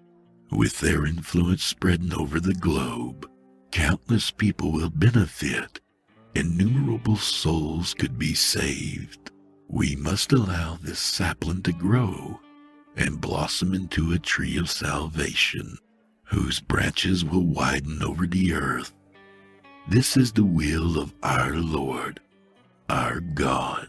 That man you're talking about is a pedophile at best, and a murderous pedophile at worst, Nick said flatly. I don't give a shit if he's Christ himself come again. That asshole is getting his coal tonight. Fanuel sneered. You up-jumped monkey. You stupid, stupid ape. These words came from the creator of the very universe. Which one? Nick asked with a nonchalance that I envied at that moment. Do not quibble over semantics with me. I'll not warn you again. Let this one go, or there will be consequences. We're done here, Nick said, rising to his feet. Get your sparkly feathered ass out of here before I get violent. Fanuel took a deep breath, then let it go as his smile returned. That's all you animals know is violence. If that's what you want, so be it. The angel turned to leave, then snapped his fingers. TVs I hadn't noticed before above the bar turned on, and the jukebox turned off.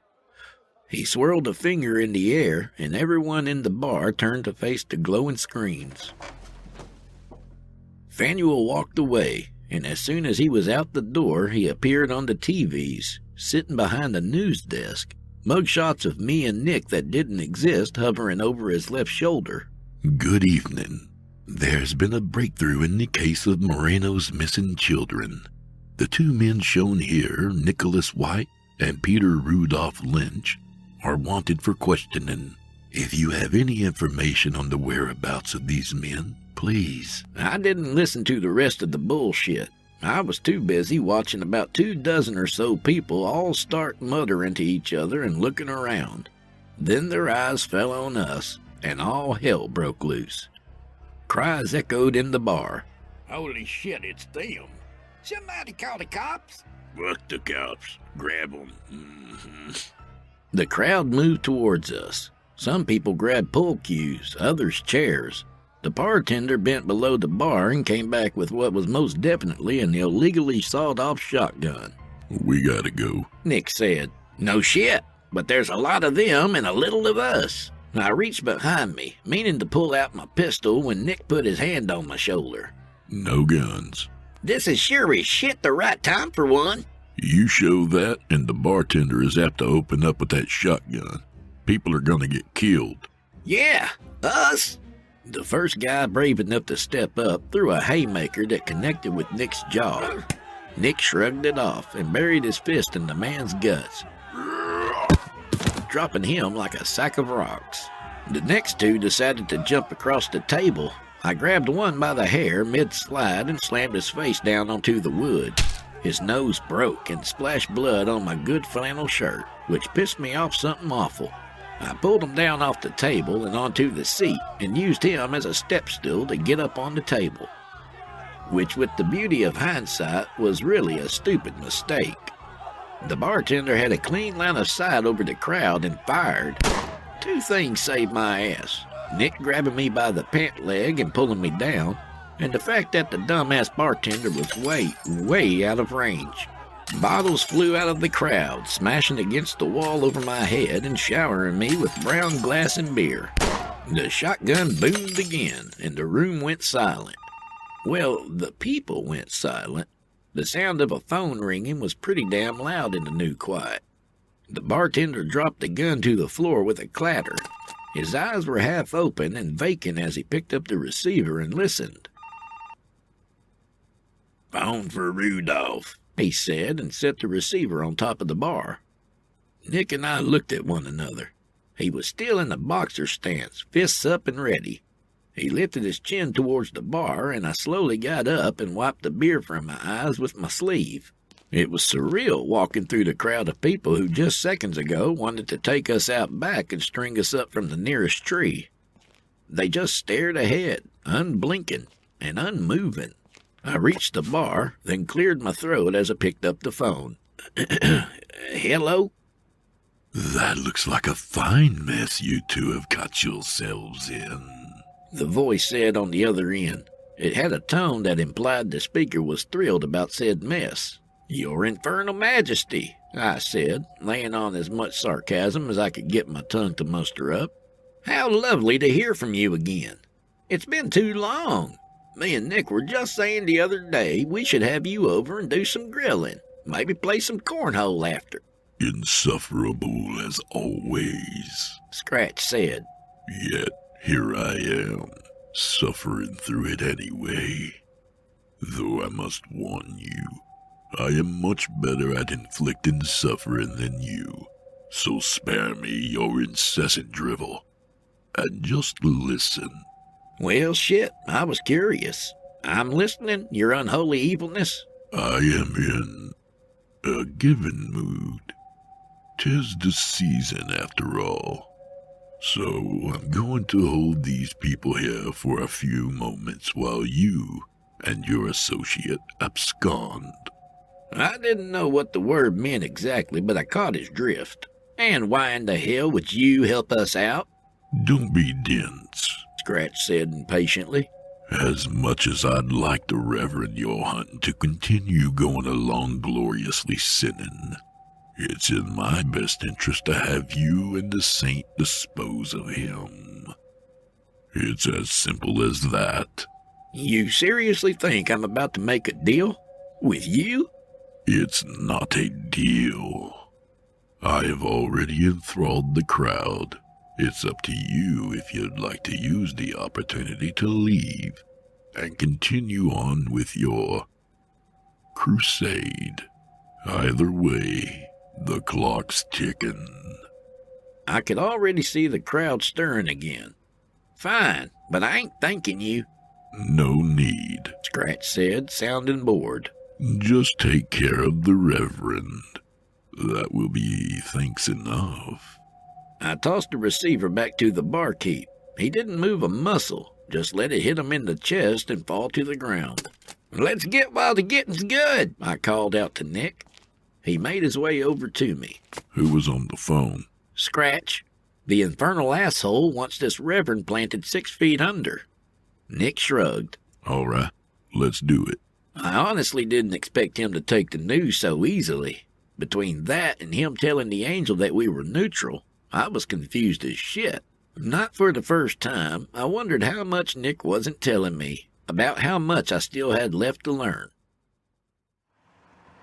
Once we were back safe and sound in the Bronco and heading up the dark highway, I decided it was time I got some answers. What the hell was all of that? All of what? Nick said. Are you kidding? A goddamn angel just showed up in the bar and tried to kill us, Nick. And you sat there holding a conversation with him like that shit happens every day. Not to mention I had another pleasant chat with the fucking devil. Calm down, Rudy. No, fuck that. We've been handling this business together for years, and I've always left you be. Never questioned you, never pried. But goddamn it, Nick, you've got to give me some answers here. Ain't I at least owed that much?" He was silent as I sat there fuming. Another mile passed, and another. Okay. Okay? Okay what? I'll tell you everything after this is over. I just nodded, still pissed, but willing to give him a little more time. Our nearly silent drive out to the church took about an hour. We saw the massive cross reaching up to the sky well before we saw the building. Avery was right about one thing. It was the biggest damn church I'd ever seen. Jesus Christ, get a load of that, It makes you wonder how much Jesus has to do with a place like that. Nick said. Look at that gaudy shit. You can't throw a rock around here without hitting a person who's in need. But where's the money going here? Same place it always goes. To make a rich man richer. The Bronco's headlights preceded us into a nearly empty parking lot. A few of the vans that Avery had mentioned were there, lined up on the side near an unmarked set of double doors painted to match the beige exterior of the building. "There," I said. "We go in there." Nick parked us near the vans, and we got out. I reached back under my seat and grabbed a long flathead screwdriver and a rubber mallet.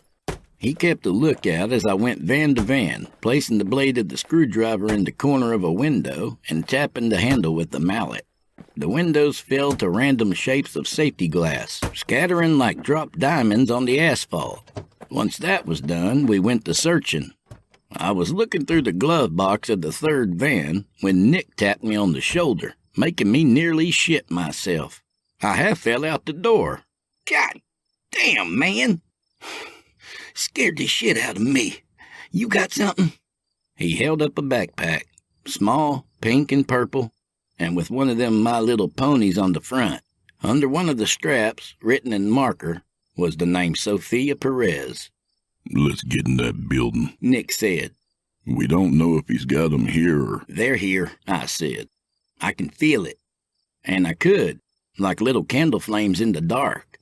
Nick nodded, walked over to the Bronco, and came back with his crowbar. He made short work of the doors, just shoved a flat end in between them and kept pushing till they popped apart.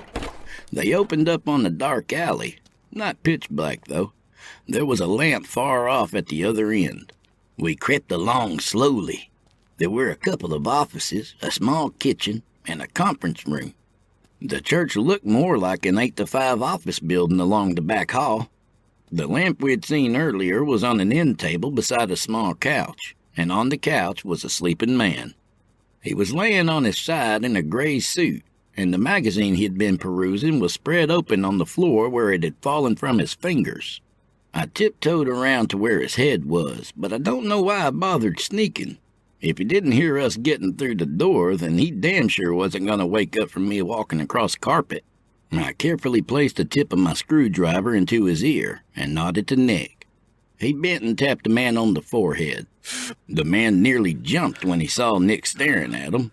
"Whoa now, partner," I said softly. "You feel that in your ear? That there is a screwdriver.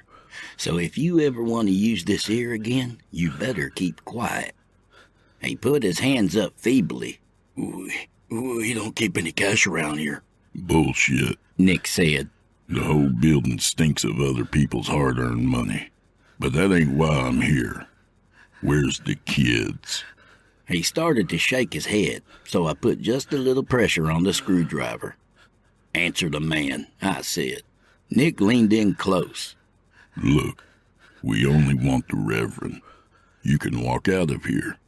There ain't no police coming or anything. You can just go, right after you tell us where the Reverend and the kids are. Keep going down the hall. Second door on the left. They're all in there." Thank you, Nick said, then looked at me. Rudy, you got any more questions before we set them loose? "Yeah, just one," I said. "Who was it that took the kids and brought them here?" The man started crying. "I'm so sorry. God forgive me, I'm sorry. His last words were cut off as I swung the mallet down on the end of the screwdriver's handle. The length of steel sunk all the way in with a noise I can't quite describe, but was music to my ears. The man flopped with a convulsion or some shit, then finally laid still, blood trickling out from his nostrils. I tossed the mallet down beside him and pulled my pistol from behind my back. "You ready to finish this?" I asked Nick. He nodded. Lead on, Rudolph. We made our way to the door. The nice and neat etched sign on the front read Playroom. I could hear Nick grinding his teeth behind me. Taking a deep breath, I grabbed the knob and turned it, swinging the door open. The room must have been a place for parents to drop off their young kids during services. The walls were painted in soothing pastels and decorated with stars and shapes and numbers. Bible verses in cartoon fonts were hung here and there. A toy chest stood open in one corner beside a rack that had kids' costumes hanging from it. There were even some cribs in the back. Near the front of the room was a young black boy, probably no more than 10 years old, dressed like a doctor. A plastic stethoscope hung from his neck and over his white coat. Sophia sat on the floor in front of him. I guess they didn't have any kind of patient costume because she just had a sheet wrapped around her in the front. The back safety pinned at the nape of her neck and open like a hospital gown. The other two children, a small white boy, probably 6, and another Hispanic girl around the same age, sat on a couch in the middle of the room. They were watching the other kids playing at doctor like it was a theater production. And sitting right between them was the Reverend. He had his arms across the kid's shoulders and was smiling till he saw the door open. He was dressed in a bathrobe and socks and nothing else. The robe was open in the front, exposing a chest full of graying hair. The belt was loosely tied, and the way he sat with his legs open gave the entire room a view of his meager manhood. He was just sitting there enjoying the show, like it was the most normal thing in the world. His eyes fell on us, and the smile died as he tried to stand and cover himself. "Nope," I said, and tapped the barrel of my pistol against my thigh. "I'm going to need you to just sit tight for a minute." The youngest kids on the couch were silent and staring, but the kid in the doctor costume started to cry. Are we in trouble? He said. I didn't want to do it. Don't tell my daddy, please. Nick brushed past me and swept the boy up in his arms before I could so much as blink. Hush now, he said in his most soothing Santa voice. You're not in any kind of trouble. Not one bit. And I should know, because I have to make the list every year. The boy pulled his wet face from Nick's shoulder and really took a good look at him. Santa, he said, his eyes widening. The one and only. And I promise you, Marcus, everything is going to be okay. It might not seem like it right now or even tomorrow, but I swear it will. Now, I need you to do something for me. I need you to be my helper. Well, the boy nodded enthusiastically at that as Nick set him down on his feet. I want you to take Sophia here and Anthony and Lily and walk right down this hall here and wait for me by the door. Can you do that for me? He nodded again. I don't think he could do much else, seeing how transfixed he was on Santa Claus standing right in front of him, motorcycle boots and all. Nick helped Sophia to her feet. Sophia, y'all follow Marcus and we'll be right out. Slowly the children gathered and held hands, forming a line, and Marcus led them out the door. He turned and looked at Nick. Santa, is the Reverend on the naughty list? He is indeed. Is he getting cold for Christmas? You can bet on it. Good, Marcus said, nodding sternly. He began pulling Sophia's hand. Come on, guys. Once we figured the kids were out of earshot, I closed the door. Without hesitation, the Reverend started flapping his gums. Look, I don't know who you are. Who the fuck do I look like? Nick growled. I circled the bastard and yanked the belt from his robe with my free hand. Ow! Hurry, that hurt! He bleated. Good. Now, lean up and put your hands behind your back. If I have to tell you twice, it ain't gonna be nice. He leaned forward and did as he was told. I stuffed the pistol into my waistband, then went to work tying the bastard's hands together. None of this is what it seems, he cried. I found those kids and brought them here until the police could get here. That's it. Nick stared at him with enough intensity that even I felt scared. Lies drip from your lips like poisoned honey, Nick said, and grabbed a fistful of the asshole's thinning hair. His other fist got to moving, slamming into the middle of the Reverend's face. He cried out and tried to free himself from Nick's grip. No, sir, we're just getting started, I said. The Reverend spat blood out onto his chest hair. Who the fuck are you? You walk in here acting like a piece of shit, two-bit Santa Claus. Ho, Nick said, driving his fist into the man's teeth. ho, He repeated, as the next punch broke the Reverend's jaw. ho. The final strike sent at least a few teeth tumbling to the carpet.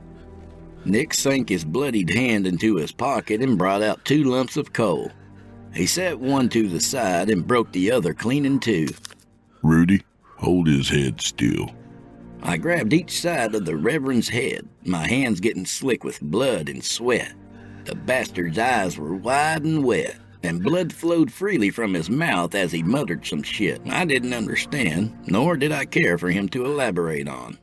This year is special. Nick said, pinching a piece of coal against each of his thumbs.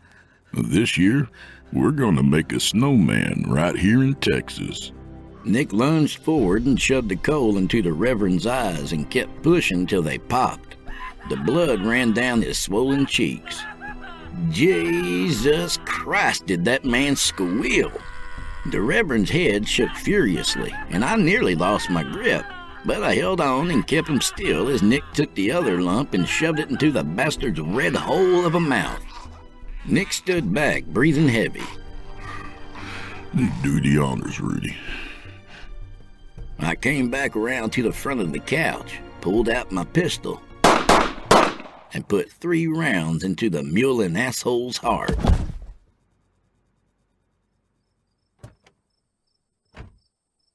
We loaded the kids up into the back of the Bronco, reassured them again that they were safe, and closed the tailgate and camper window.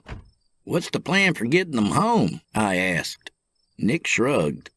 Figured I'd park a couple blocks away from the nearest police station, let them out, and watch them till they get inside. Then we're gonna have our talk, right? He looked down. Rudy, I'm gonna tell you everything you need to know. You're done for now. I figured my hearing must have got messed up from the gunshots. Excuse me? This is where our paths go different ways. What the fuck are you talking about different ways? We're a team. Where is this shit coming from? It's the way it's gotta be. You'll understand in time. He made the turn away from me, and I grabbed him and spun him around. No, fuck that. Not after what we've been through. All these years. Do you trust me? His words made me stop blubbering. Yes, Nick, of course. I trust you, but... Then do as I ask. Take these. He handed me a key ring. It's the key to one of these vans. I took it off the guy on the couch. Get away from here and ditch it somewhere. I ain't a fucking amateur. I know what to do with the stolen ride. I know. It's just hard to drop the teacher role sometimes, but I guess that's what I've got to do now. Now go, Rudy. Go live your life, take a vacation, whatever. Just do what you want to do while you're still young enough to do it. I knew he was serious, and I knew I trusted him, so I did the only thing I could do. I wrapped him in the manliest bear hug I could manage and told him goodbye.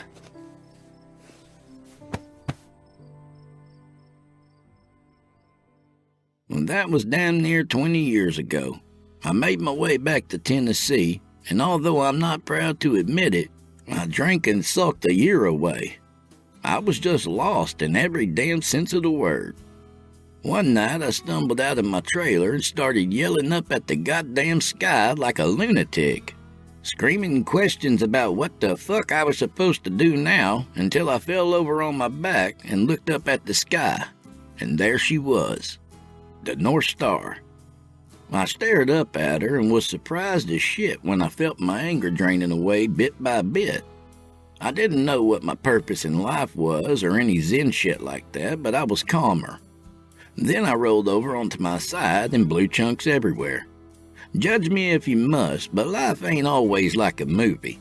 You can find peace and puke a bunch of whiskey up at the same time. It happens. I eventually went to work cutting lumber again, ended up hired at a mill, and in a few years became foreman. I had some relationships along the way, no weddings, but a couple of long-term situations where I was as happy as a man in love could be. Long story short, life went on for me just like everybody else. Until the cancer hit, which is where my last story began. If I remember correctly, I predicted I wouldn't last till the next Easter. Well, joke was on me. I didn't even make it past New Year's. I'm just gonna lay this next part out for you with no dramatics. I died. Yep, honest. I laid there as the heart monitor flatlined and my breathing stopped, and everything went to an empty black. If there was an afterlife, then I didn't see hide nor hair of it. I woke up to the sound of a zipper surely being unzipped, which is a pretty terrifying sound to wake up to. The black was peeled back at the sides, and the night sky was full of stars. The smell of pine was strong, and the air was frigid, but I felt heavenly. I sat up and looked around. Speaking of waking up in terrifying situations, I soon discovered I was sitting half in and half out of a body bag in the middle of the woods. If you've never done it, I wholeheartedly do not recommend it. I thought hard about my first words as a man newly brought back from the dead. "What in fuck is going on?" I yelled into the freezing air. A voice came from my left. "I'll tell you if you promise to quit hollering." There was Nick, sitting on a tree stump, bare-chested and soaking up the cold. "It's damn good to see you, Rudy." Once I got myself out of the body bag, Nick handed me a fresh set of clothes, then went about starting us a fire. "Nick, seriously, I'm grateful to be living and all, but as you may can guess, I am confused as fuck." He laughed. "I know. I was too when it happened to me." The kindling came to fiery life, and in moments the fire was blazing. "When it happened to you," "After all these years, Rudy," he said, "after all these years, I've got a Christmas present for you. Sorry if it's a little late, but a story can only be told when it's time to tell it. And now it's time." I only nodded, not knowing what to say. He took a deep breath, exhaled, and began. "My real name is Thomas Miller, and I'm over 150 years old." You'd think I'd be shocked, but it wasn't the craziest thing that had happened that day. I was a Union soldier in the war between the states, the Civil War, whatever you want to call it. And in 1862, 3 days before Christmas, John Morgan's men attacked the supply line we were guarding. I caught a bullet and was left for dead, which I soon did. Die, that is. When I woke up, a man with a long white beard was standing over me and telling me to get up out of the mud. He said his name was Nicholas White and that he had a job for me if I wanted it. I spent the next few decades in his employ, learning from him and handing out coal to folks who needed to be stopped from whatever atrocities they were committing. He showed me the path to Polaris, and when the time came, I took over, name and all. "What's Polaris?" I asked. "More like, who is Polaris?" Nick said. "And she's right up there." He pointed, but I didn't even have to follow his finger to know he was pointing at the North Star. "She?" I asked. "You're saying that the star—" "Isn't exactly a star, yep. She's what guides people like us, people who go around helping kids who need it. Every time you needed directions, knew a name you had no way of knowing, or just knew what the right thing was to do, That was all her. I shook my head. Wait, you said people like us. There's more vigilante Santas running around? Indeed there are. A bunch. Nearly every society dating back to who knows when has a version of good old St. Nick. My head was about to burst with questions that I couldn't keep from flying out of my mouth. Well, how does Sky Daddy and Scratch play into all this? They don't. Nick said simply. Why not? 'Cause there's heaven, there's hell, and things in between. And things beyond. We just have to work around them, and with them occasionally. And I'm guessing there's a reason why we only go hunting for assholes around Christmas. That's when we're most powerful. Nothing much beyond that. Not that you can't use what you've got year-round, but... shit. Okay, it's like hibernating. But for us, we do it in the summer months. We rest, gather our strength, then spend the coldest months delivering coal. And what about... Rudy, listen. Nick said. We ain't got much time left together. I gotta be moving on. What? I see you for the first time in decades, and now you're walking out again? Fine, but one more question. Shoot. Why'd you leave? Why'd you abandon me at that church? Nick shrugged. To give you something I wasn't given. A chance to live your life a while longer before you start your new job. So you're telling me... I stopped and took a breath. You're telling me... You're Santa Claus, he said. And I couldn't have picked a better one. I sat there with my jaw bobbing up and down till he walked over and knelt in front of me. I ain't got a sword or nothing, so I can't knight you or whatever and say some magic words that'll make it all seem true to you. But if you trusted me once, you can trust what I'm saying now. You're Santa, and you're gonna be great. He wrapped his arms around me, and I hugged him back fiercely. I'll be seeing you, St. Nick, he said. I nodded into his shoulder. It's been a pleasure, Thomas. He stood up, gave me a small wave, and walked into the trees. A minute passed, maybe two, and everything lit up. Not like fireworks or anything, but like it suddenly changed from a fingernail moon to a full moon for just a moment. And I knew Nick, sorry, I'm Nick now, still getting used to it. I knew Thomas had gone up to be with her, with Polaris, way up there in the black of space. I sighed and stood. Getting out of the woods wasn't a problem since I knew the directions to any place I could imagine, which got me thinking. If I knew where damn near anything was located, that meant he knew all along. Ergo and therefore, I spent all those years reading a damn map and plotting routes when he already knew where we were going the whole time. I looked up at the sky and smiled. You asshole, I said.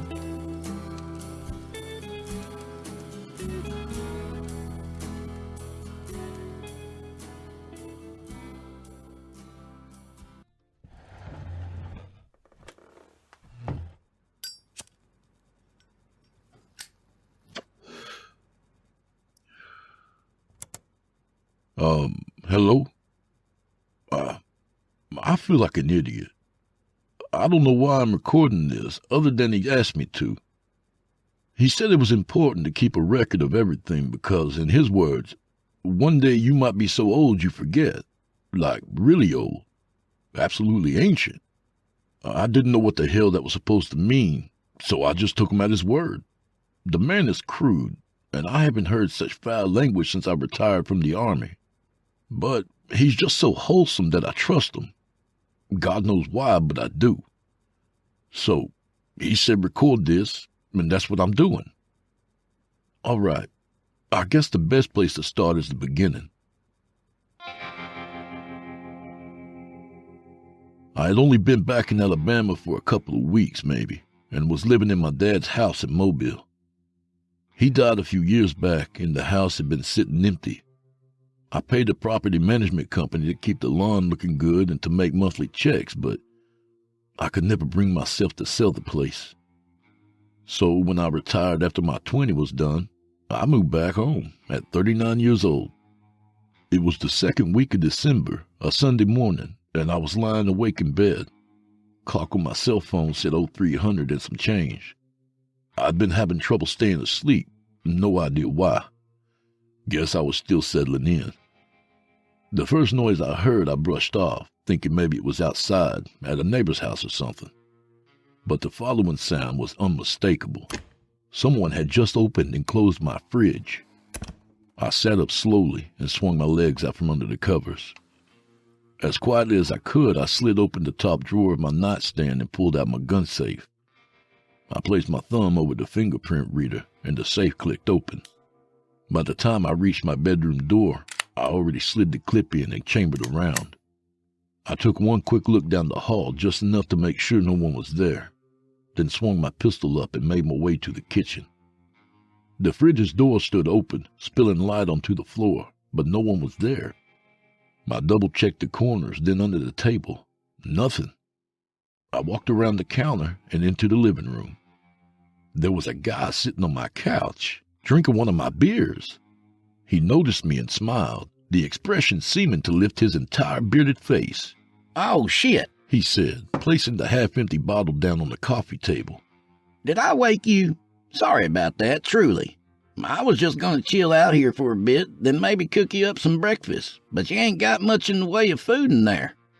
Can't make a whole lot with just beer and soy sauce. Well, not by themselves anyway. But if you had some chicken—" "Both hands up. Don't fucking move. You move, I shoot. Got it?" He looked genuinely perplexed as he stood and raised his hands. "I said don't move." Hey now, take it easy. I don't mean no harm and didn't mean to frighten you. I can come back in a little bit if that works better for you."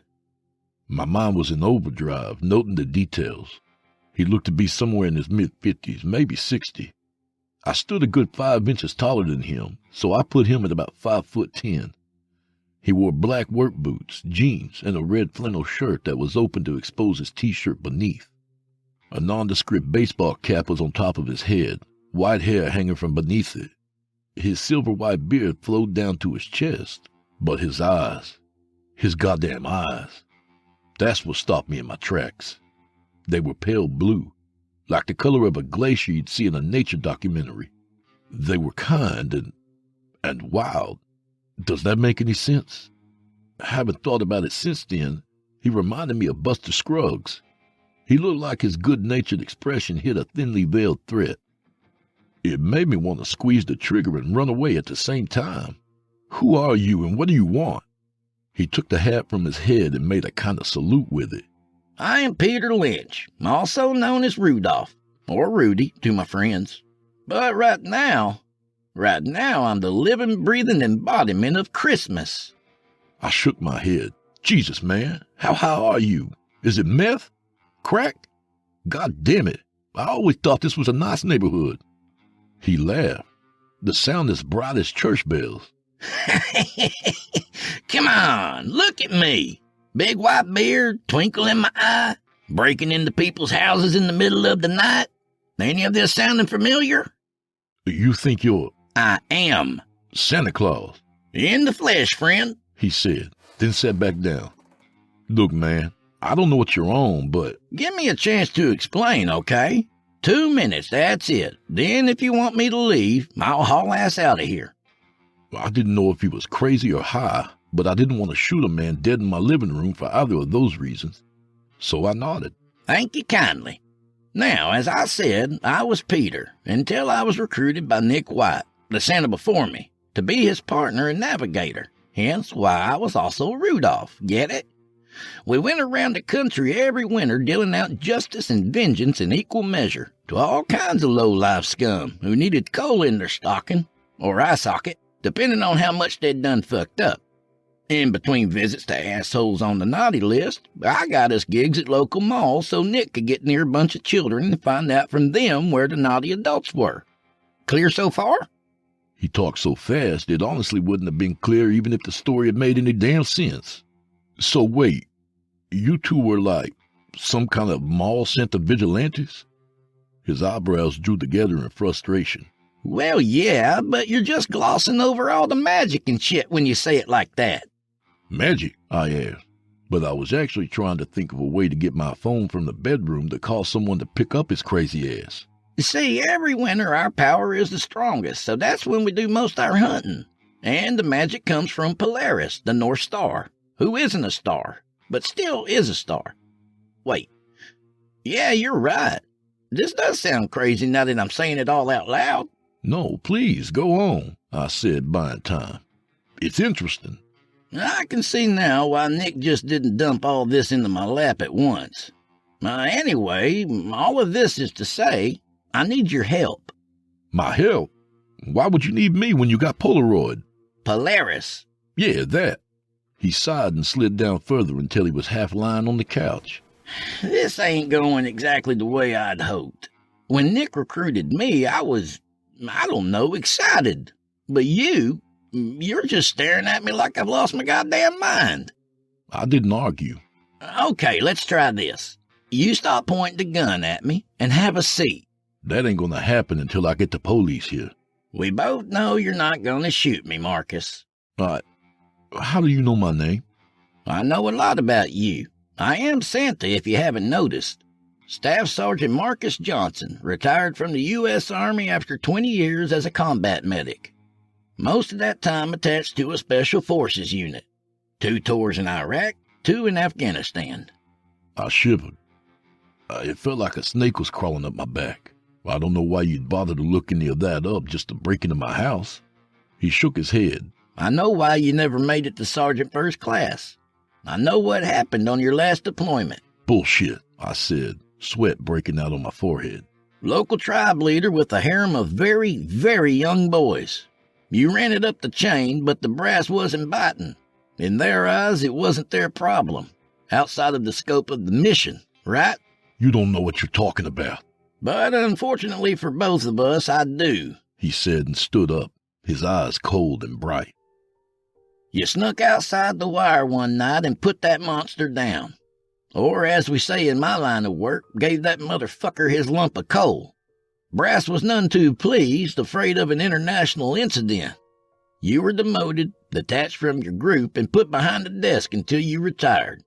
That about sum it up? I shook my head. How do you know all that? Haven't you been listening? Fine, I didn't want to bring this up so soon, but here we are. This isn't the first time we've met. What? I've never laid eyes on you. You were a young boy, wearing a white coat like a doctor, a stethoscope around your neck. Shut up, I said. My voice sounded small. My mind felt like it had a cramp, as if it was trying to collapse in on itself. A scared boy, taken from his family and hid away in a church by wolves in sheep's clothing. Shut the fuck up, I cried, my finger tightening on the trigger. But you were rescued. Tell me, Marcus, who was it that saved you? Tears spilled down my cheeks as I thought about that day. A day I'd spent decades trying to forget. Santa Claus, I said, feeling defeated. Santa saved me. That was my good buddy Nick. And if you'll remember the shorter and less intimidating man who was there with him, that was me. And just like that, I did remember. You had a gun. Told the pastor to stay where he was while I talked to Santa. While I asked him. I couldn't finish the sentence. My words dissolved into sobs. Rudy stepped closer to me and gently took the gun from my loose grip, then set it down on the couch. He hugged me and I cried harder because I couldn't remember the last time I'd cried at all. You asked Nick not to tell your daddy what had happened to you, Rudy whispered. You thought you'd be in trouble, that it was your fault. But believe me when I tell you, Marcus, that your daddy loved you no matter what. I nodded, then broke away from the hug feeling ridiculous.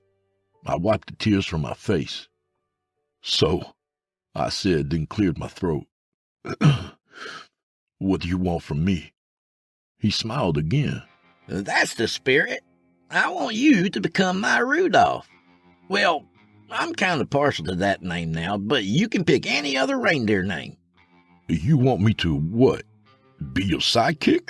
Don't think about it like that. Think about it as more of an unpaid internship. Look, we both know you ain't got much going on around here. You haven't bothered looking for a job, no family or friends to speak of. Looks to me like you're waiting on something. And maybe this is it. I ignored that last part. Why would you even need a sidekick? If I believe this story, then you've got some kind of magic. Yes, indeed. But I could use someone with your skills. I've always been more of a barroom brawl type of fella. Nick was the war vet. Yeah? Which war? Civil, Rudy said plainly. It was my turn to laugh. You're telling me that the man I met when I was a kid 30 years ago was over 100 years old? 150, give or take. Jesus Christ. Don't go bringing God into this. Things will just get more confusing. What?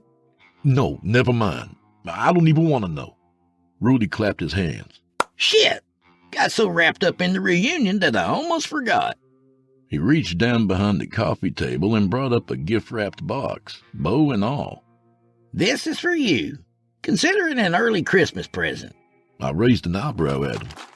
What's in it? Open it and find out. It had better not be a severed head or something. Would you have liked that better? I could have brought you one had I known. My hand stopped halfway to the box. I'm just fucking with you, Marcus. I let out a shaky breath. Don't play like that, man. I ripped through the shiny forest green wrapping paper and opened the lid of the shoebox. Inside were 5 cassette tapes, all lined up and labeled. What's this? Stories about me and Nick. You listen to those tapes, then give me a call. You can give me your decision then. Man, I don't have a tape player. Do you know what year it is? He shook his head and started walking toward the door. Check the garage. On the shelf in the back behind the blue plastic container that has all your family photo albums. But how do you... He looked over his shoulder at me and winked as he walked out the door. After spending 5 minutes digging the cassette player out of the garage, I sat down to listen. Rudy's voice came out of the only working speaker. It's time for a story about Santa Claus. Time passed. It couldn't have been more than a couple of hours, but it felt a lot longer. By the time the last tape clicked to a stop, the sun was coming up and I was more conflicted than I'd ever been in my life. On the one hand, even after listening to Rudy's story, it still sounded absolutely batshit crazy. But on the other, I believed it. I believed every word he said, because he was there that day. I could see him in my mind's eye, him and Nick both. And the memory was becoming more potent, solidifying in a way it never had before. Maybe because it was the first time I was really letting myself relive it. There were 3 sharp knocks at the door, and I nearly screamed. Scared the shit out of me if I'm being honest. I stood up, went to the door, and looked through the peephole. 2 police officers stood waiting on my doorstep. I sighed and opened the door. Good morning. Can I help y'all with something? Marcus Johnson? The one on the left asked, young, white, with a thin mustache. Yeah, that's me. What's this about? The other one started talking before I even finished my question. Heavyset man, also white, sweating. We've had a report that you might be harboring a dangerous fugitive. Ain't nobody here but me, officer. He ignored my question. Go by the name of Rudolph. Do you know a man by that name?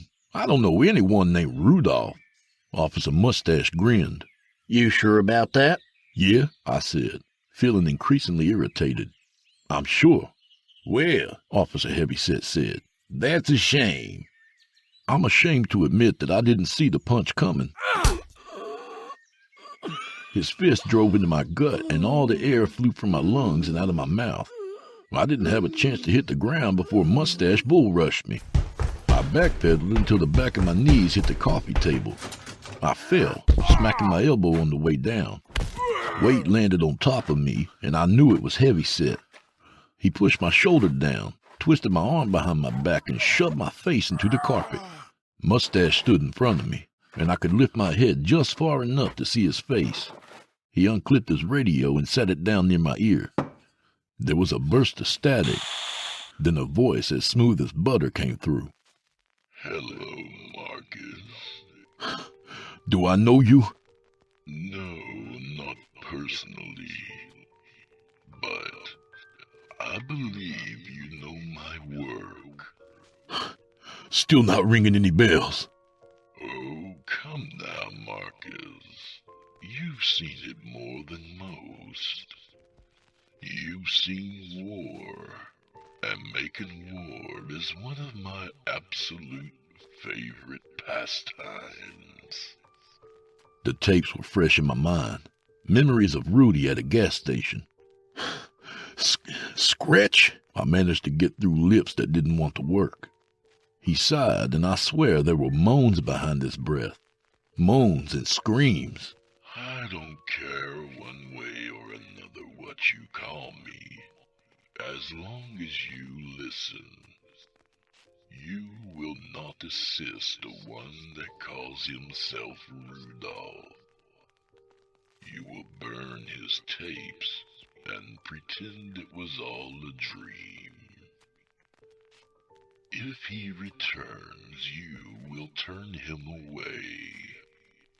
Do you understand? You think you can come in here and... My words became a cry as Heavyset twisted my arm higher. Allow me to elucidate the situation. These two gentlemen were sitting in their car a mile away, drinking coffee and enjoying inane chatter amongst themselves. So I gave them a little nudge in this direction, only so they could deliver this message. But here's what you need to understand, Marcus, because it is the absolute truth. Everything they've done to you since you opened your door has been entirely because they wanted to. I don't get what that... They wanted to hit you. Wanted to throw you to the ground and hurt you. As soon as they saw the color of your skin, I could feel them becoming angry. Do you get it now, Marcus? Their hate for you has nothing to do with me. I wanted to deliver this message with just words, but they couldn't help themselves. Right now, I am the only thing keeping them in check. You should be afraid of them, but at this moment, you have no reason to fear me. So, it's simple really. Don't make me give you a reason. I don't believe you. You're the father of lies, right? If you say so, Marcus. But I can tell you what I'm not. I am not a prophet, but I don't have to know the future to tell you what happens next. Yeah? What's that? I will withdraw my influence from here, and these men will kill you.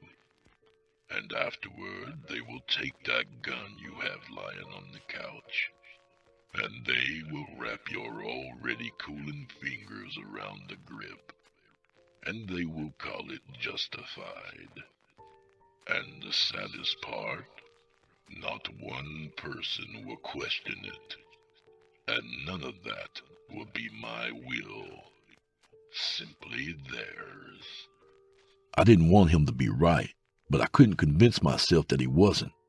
It sounded so plausible, so final. Officer Mustache walked to the couch, and I didn't need to see him to know he was going after the gun. Hey, Mustache began. what are you... There was a metallic thump, and suddenly I was face to face with Mustache as he hit the floor. His eyes were rolled back into his head, his mouth drooling blood onto the beige carpet. Heavyset's weight came off me, and my arm was free. I almost cried out in relief. I rolled over onto my back and looked up at Rudy. He stood, a blood-smeared crowbar in one hand and my pistol in the other, pointing directly at Heavyset's face. I'd suggest not moving. else I'm gonna have to blow your face out the back of your head. I sat up and flexed my arm, wincing at the pain that had settled into my shoulder. Don't kill him. He's being controlled. Nope, he's being influenced. Big difference. Scratch can't make you do something you don't want to do. Isn't that right, fuckhead? Rudolph, Scratch said, his tone laced with hate. you have no idea, no inkling of how sick I am of having this conversation. Then stop meddling in my business. There, problem solved. And you, He said to Heavyset, drag your buddy out of here, and if I see you back here, I'm gonna shove his gun up your ass sideways. Got it? Heavyset stood and smiled. When I come back, it'll be with a SWAT team. Then you and the Rudy swung the crowbar into the man's gut. He hit his knees, gasping for breath. Nope, you ain't about to go throwing the N-word around. Marcus, do me a favor and grab their guns, would you? I nodded and unfastened the snap on Heavyset's holster. He didn't resist when I withdrew his pistol. Mustache murmured in his sleep as I grabbed his gun and backed away. Rudy knelt and looked Heavyset in the eye. I know what happened to you, Kevin. You grew up miserable and full of the same hate and racist shit your old man saddled you with. I'm sorry Santa wasn't there for you, truly fucking sorry. But you ain't gotta be like this. And you ain't gotta make your old man's mistakes with your own boy. You hear me? He don't have to grow up hating people. To my surprise, Heavyset started crying. Not sobbing out of control or anything, but tears ran down his cheeks as he nodded. Rudy gestured to Mustache. And when he wakes up, tell him to stop being such an asshole too. Oh, and take him to the ER. They may still be able to save his teeth. Heavyset nodded again as he put his arms on the Mustache's shoulders and began to drag him away and out the door. Rudy set the gun and the crowbar on the coffee table, then picked up the radio. You're not going to win this one, Rudolph. Scratch seethed. My plans have finally come to fruition. Sorry, can't hear you. Going through a tunnel, Rudy said, before turning the radio off and throwing it through the open door. All right, Marcus. Pack up your essentials and let's get the fuck out of here before more trouble shows up. What, now? I can't just leave right now. I gotta get shit settled here. Man, I haven't even got my goddamn mail forwarded yet. And was that the fucking devil? Yes, sir, and he's on to me, which means he knows what I'm after. Which also means my timeline just got pushed up. What timeline? I thought you traveled around going to malls until you hit a bad guy or some shit. I ain't too far off the mark, but this year ain't your average hunt. Then what is it? He smiled. This is the big game hunt, my friend. I'll fill you in after we get moving, promise. Just believe me when I say I need you and you need me. I need you? For what? Because I know what you've been looking for. A way to make a real difference. A war that you actually believe in. And I won't ever tell you something is outside the scope of the mission. Handing out coal to people who hurt children is our mission. Full fucking stop. Fine, I get it. But what's so important that we have to pack up and leave right now? He sighed. I've spent years fighting drunk step-parents and handing out coal to every lowlife I've come across who dared to lay a finger on a kid. Pornographers, molesters, murderers. But today, I've got a bona fide U.S. Senator in my sights. What? You heard right. Now let's get a move on. Soon we were headed down the highway in a Ford Bronco that looked so beat up that I was shocked as hell it was still running. So where exactly are we headed? I asked over the roar of the wind through the open window. An old hotel or motel, maybe apartments. I've got an image of the building, but I ain't entirely sure exactly what it is or where. First, we gotta make a stop for some important business. What kind of business? You'll see. In another 7 miles or so, we put on the blinker and got off the highway. And then we pulled into the parking lot of our destination. A Waffle House, I said, looking up at the familiar yellow and black sign. You have important business at a Waffle House. He cut the engine and grinned. The guy we're meeting is an asshole, and I know how much he'd hate sitting in a place like this. Plus, I'm about to go balls deep on some hash browns. There's a great visual, I said, and got out. We walked in, and I must admit I was starving as well. The smell of searing onions and scrambled eggs drew me in, and by the time we sat down, I was damn near drooling. A short woman with a pleasant, ruddy face approached the table. How y'all doing? She said, pulling a yellow notepad from the pocket of her black apron. What can I get you to the drink? Rudy started ordering before the woman finished her question. Hey, darling, could I get a Coke with 2 splashes of that vanilla syrup? And a double order of hash browns all the way, please. Thank you kindly. Sure, hon. And you? 2 scrambled eggs with cheese, toast, and coffee, please. Rudy snapped his fingers. Damn, forgot about coffee. Make that 2, please. All right. Be back with those drinks. Okay, I said as soon as she was out of earshot. Who are we meeting? Well, it may or may not come as a shock, but I've got some friends in high places. The highest of places, really. And here y'all go, the waitress said, placing steaming mugs of coffee in front of us. That was fast as hell. She smiled. Remember that when you tip. She gave Rudy a wink, then walked away. Anyway, Rudy continued, we're meeting an angel. If you listen to the tapes, then you already know who I'm talking about. Fanuel, I said. It sounded like you two didn't exactly get along. We didn't. Still don't, mostly. But we've buried the hatchet since then. Even helped each other out a time or two. He's still an uppity jackass, but we can be civil when there's a job needing done. Rudy lifted the mug to his lips and drained the coffee in a few quick gulps. I stared at him wide-eyed. Didn't that hurt? No, not really. I'm so cold inside that it feels nice. I remembered I was talking to a man who had come back from the dead, so I didn't press him on it. But still, you feel pain, right? He cocked his head, lost in thought. In a way, I guess. I know when I'm hurt, but it's a faraway feeling. Let's say somebody stabbed you. That'd be intense, right? Like someone screaming in your ear. For me, it's like that scream comes from down the street. Are you invincible or something? He laughed. Nope, can't say that I am.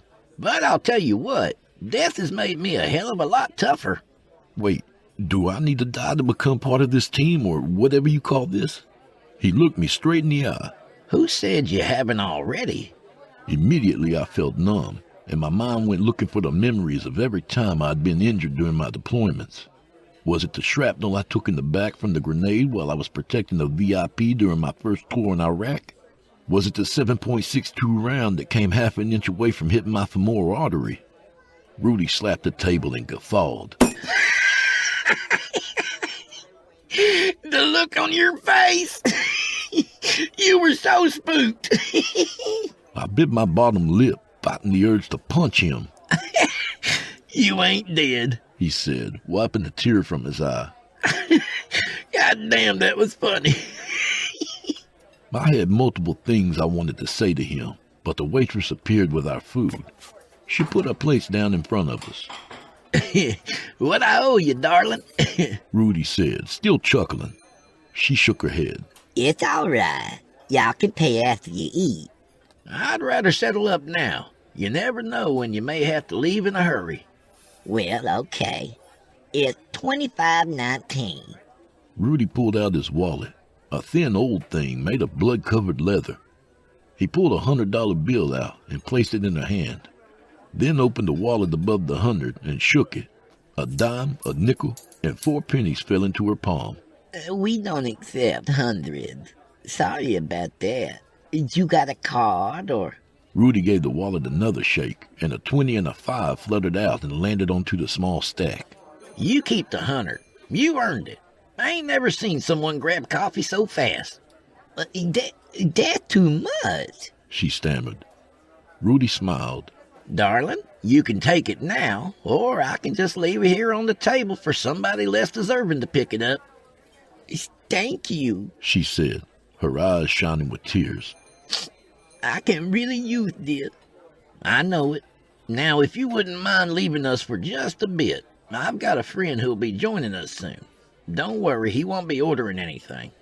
She nodded, said thanks a couple more times, and then left the table. Rudy held up the battered, folded leather and said, "Magic wallet." He tucked it back into his pocket without another word. Before I could start peppering him with 100 questions about how the wallet works, the little bell above the door rang out. In walked a tall man in a suit. I don't know a lot about fashion, having spent half my life in a uniform, but I could tell it was tailored and expensive. Something about the way it clung to him like a second skin, the way the perfectly knotted pale blue tie hung from his neck. I started to wonder if it was more than just expert tailoring. "Well, there you are, you beautiful son of a bitch," Rudy said. He pointed to me. "Marcus, scooch on over for our friend here." I slid closer to the wall, trying not to feel offended when Faneuil used his handkerchief to wipe the seat before sitting down with a sigh. "Just once, Rudolph," he said, his voice melodic and clear. "Just once could we meet in a place that doesn't reek of sweat and onions?" "That rules out most of human civilization," Rudy said with a laugh. "And who is this?" he said, his blue eyes on me, his irises swirling with wheels upon wheels. "Father above, don't tell me you managed to recruit another zealot to your cause." "Maybe," Rudy said, shrugging. "I guess we'll see, won't we?" "See what? If he lives through the week?" "I'm sitting right here. Stop talking around me like I'm not." Faneuil glanced at me, then back to Rudy.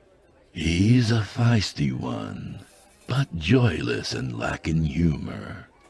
Knowing you, I don't see how this partnership will work. What with your proclivity for mirth."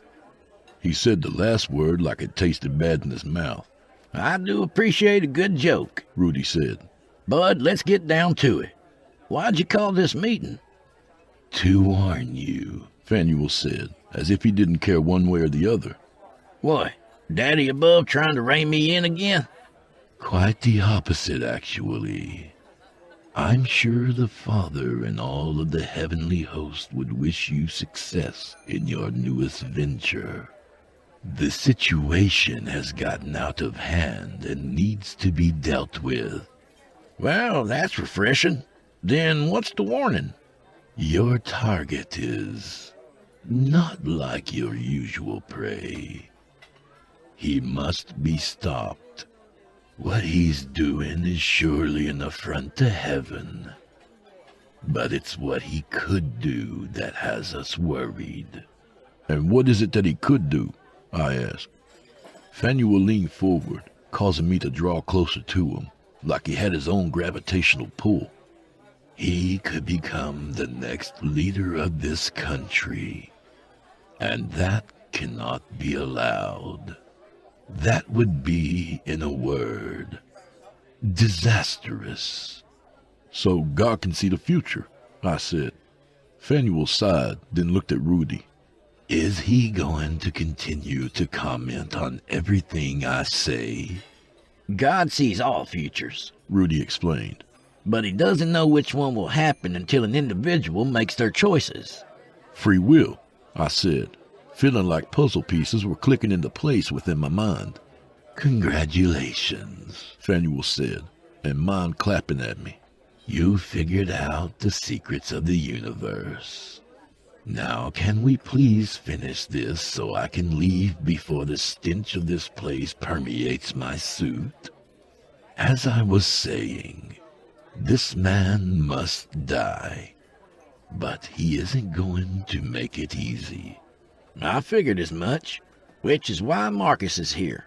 He's a trained soldier with a keen eye." "Is that so?"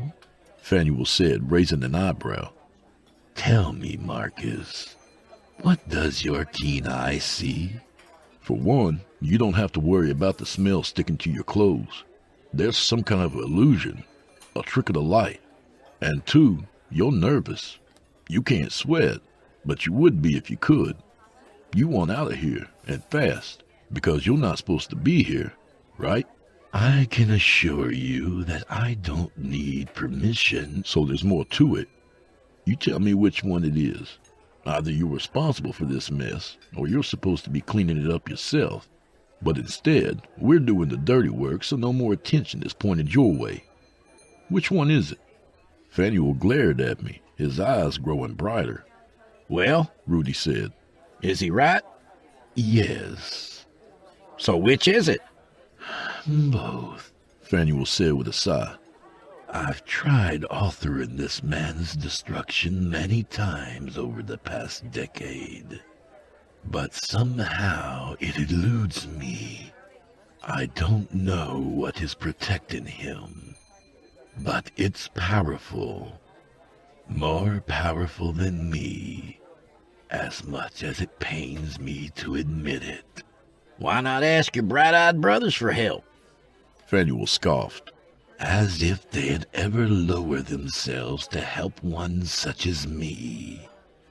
And even if they did, I would literally hear about it for eternity.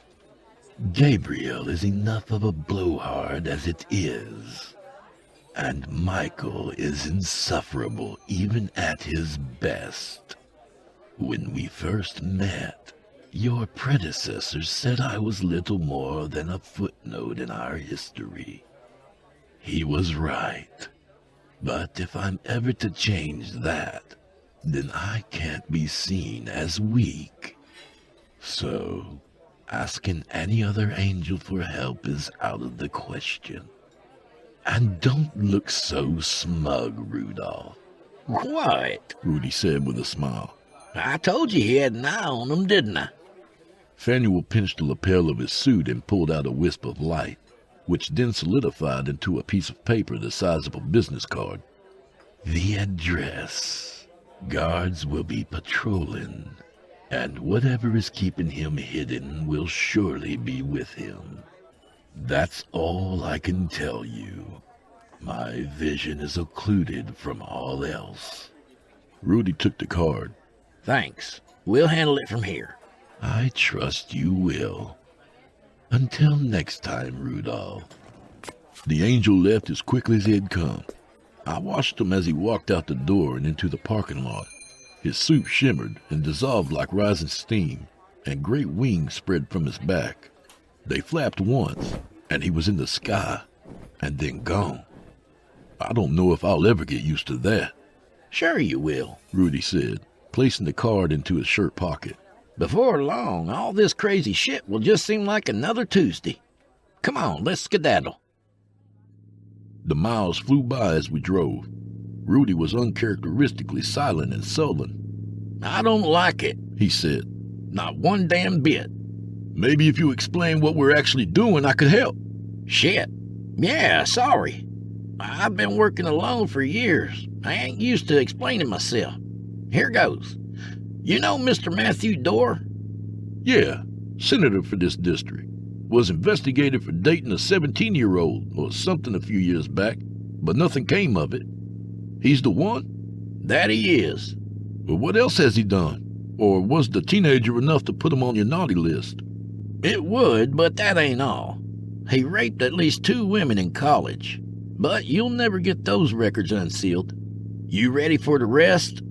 I nodded, but his tone made me question if I was. Dorr spent the past 7 years or so overseeing a human trafficking operation. Mostly preteen runaways and almost all girls. But in the past couple years, he's been grabbing illegal immigrants since no one seems to care when they go missing around here. His clients are all high up in the government or extremely rich, or both. You ever see him on TV bragging about never taking campaign donations from big business? That's 'cause he's got plenty of money coming in from his buddies and their hobbies. Bullshit. There's no way that would stay covered up this long. Somebody... How long did it take them to get Epstein? And his operation was much more public than Dorr's. Shit, Epstein practically flaunted it. Dorr is smarter and savvier. I don't find it hard to believe it's happening, just that no one has caught on. Marcus, look at the bastard. All-American white guy with a smile like a game show host and the hair to match. None of his supporters will ever believe it. And if his enemies accuse him, he'll just give them the old persecution routine. I'm a white Christian man, so everyone is after me. Then he'll accuse them of exactly what he's been accused of. Persecution and projection. And if that don't settle it, he'll just call it fake news and the media will move on to something else. I thought about it for a moment, listening to the drone of the Bronco's engine. You're probably right. So what's the plan? He's got an old place near the boonies. Human cargo gets dropped there, and they put them up in rooms until they have a buyer or until heat gets close. This is the third location that I've found, but the first that's still active. Every time I've gotten close, they've packed up and left. But with the address Faneuil gave us, I know exactly where the fuckers are right now. How do we know Dora's there? We don't, but I've got 2 reasons why I believe he is. He's a control freak, and he likes to have the first pick of new girls. My stomach flipped, and I could feel the eggs I'd just eaten threaten to come back up my throat.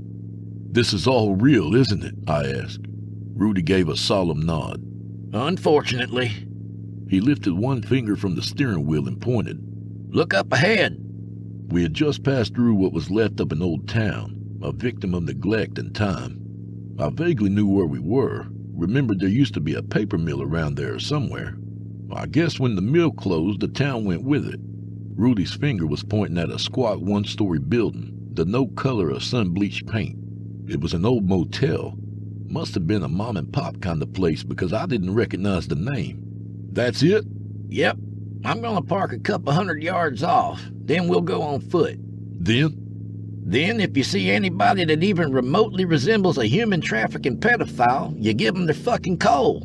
But try to be as quiet as long as you can. No reason to alert the rest before they know we're coming for them. Got it. I reached below my seat and pulled out my pistol. Quiet as long as we can. Go loud if and when necessary. I paused for just a second, feeling the thumping of my heart trying to escape my chest. Rudy placed his hand on my shoulder. You got this, Marcus. I nodded. Yeah, it's just been a while. I always get queasy before missions. It'll pass. Good. Let's get to it. We exited the Bronco. I took one of the cop's pistols from under the seat and Rudy took the other. He began to walk off in the afternoon light, pistol in one hand, crowbar in the other. Stick with me, he said, walking in a straight line toward the building. I grabbed him by the shoulder. You told me you're more of a barroom brawler type of guy, right? Yeah. Then let me take point on this. We got some cover between us and them. Let's use it. There are at least 6 abandoned cars, 2 dumpsters, and some low scrub between those trees on the east side. We'll have to detour to the left for about 25 yards after the second dumpster, but we'll come up behind the building. I'm going to head right and post up behind that Chevy. When I signal you, meet me there. Got it? Rudy grinned. I knew you'd come in handy. Lead on, Comet. Comet? Prancer? Absolutely not. And we'll work on the code name later. Okay, I'm going. Stay low like I do. I ran hunched at the waist, gun hanging low but ready. When I hit the Chevy, I gestured for Rudy. He ran over. Like that? He said, squatting beside me. Just like that. We're going to keep going one at a time, all the way up. He nodded. I nodded. Then we were on our way, moving like chess pieces, square by square. We eventually reached the second dumpster, then cut left into the sparse tree line. A chain-link fence wrapped around the rear of the building, but most of it had fallen and rusted years ago. There was a box truck in the rear parking lot, with 2 men standing guard outside. That was a bit of an overstatement, since neither seemed to be actually paying attention to their surroundings. One said something too low for me to hear, and the other erupted into laughter. I turned to Rudy. You think you can get their attention? Try to draw them closer? Yeah, I can perfectly imitate a reindeer mating call. Should work. Seriously? Is it magic or? Nah, I'm just fucking with you. But don't worry, I'll get them closer. I stifled a laugh and shook my head. See? I almost got a laugh out of you. And a really bad time for it. I'm gonna go right, see if I can get on the opposite side of the truck. Ready? Ready. I moved quickly and quietly through the trees, keeping an eye on the guards as I did. Within seconds came the sound of someone doing a terrible impression of an owl. Woo woo! Woo woo! The guards looked in Rudy's direction. The one in the camouflage had swung around and pointed his rifle toward the trees. The fuck was that? The one in the flannel overshirt shook his head. Don't know, but it didn't sound natural. Sounded like somebody doing the backup vocals to Sympathy for the Devil. What? That old Stone song, you know? Anyway, I'm gonna go check it out, Flannel said, and started toward Rudy. I fell to my belly and crawled through a large gap between the fence and the ground, jumped to my feet, then walked quickly to the front of the truck. I circled around until I was directly behind Camo Hat. I looked over his shoulder and could see Flannel at the tree line, his back to me. I wrapped my hand over Camo Hat's mouth and pressed the barrel of my pistol against his ear. Make a sound, and I will kill you without hesitation. Nod if you understand. He dipped his chin in a slight nod. I guess I wasn't clear. Your life means absolutely nothing to me. I will kill you in this parking lot and still sleep just fine tonight. Now, do you believe that I will kill you? His second nod was much more emphatic. Good. Now, you're going to call once for your friend. You're going to be just loud enough for him to hear and no louder. If you're too loud, I'm going to kill you. He nodded. I'm going to let go of your mouth and step just enough behind the truck to stay out of sight. But make no mistake, I will have this gun pointed at your head the entire time. Call him. I did as I said, letting go of his mouth and dipping behind the truck, but peeking around the edge just in case of trouble. Jimmy, Camo Hat said, his voice only a little shaky. it was nothing. Come on back. Jimmy shook his head and turned towards us. I don't know, man. It didn't sound like no animal. You sure will. Rudy appeared from the trees, striding with purpose, his white beard bobbing with each step. He raised the crowbar over his head and swiftly brought it down between Jimmy's shoulder blades. The man made a sound like a cough, then fell forward, landed on his rifle. I saw Camo Hat's mouth begin to move, and I placed the barrel against his head once more. Hush now, I said, and he did. Jimmy was trying to crawl forward but had nowhere to go. Rudy brought the crowbar down again, and this time on the back of his head. Blood flew and painted a crimson diagonal line across Rudy's beard. He gave Jimmy a gentle kick, but he didn't move. Satisfied, Rudy walked over to where Camo Hat and I were standing.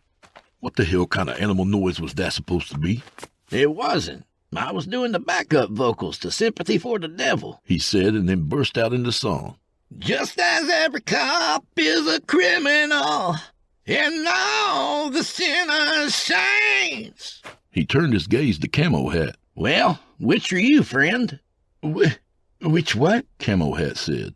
Sinner or saint? I, for one, am a saint. Guess which one? He shook his head. I don't know. Rudy shook his head, an incredulous smile splitting his lips. Well, which one do I look like?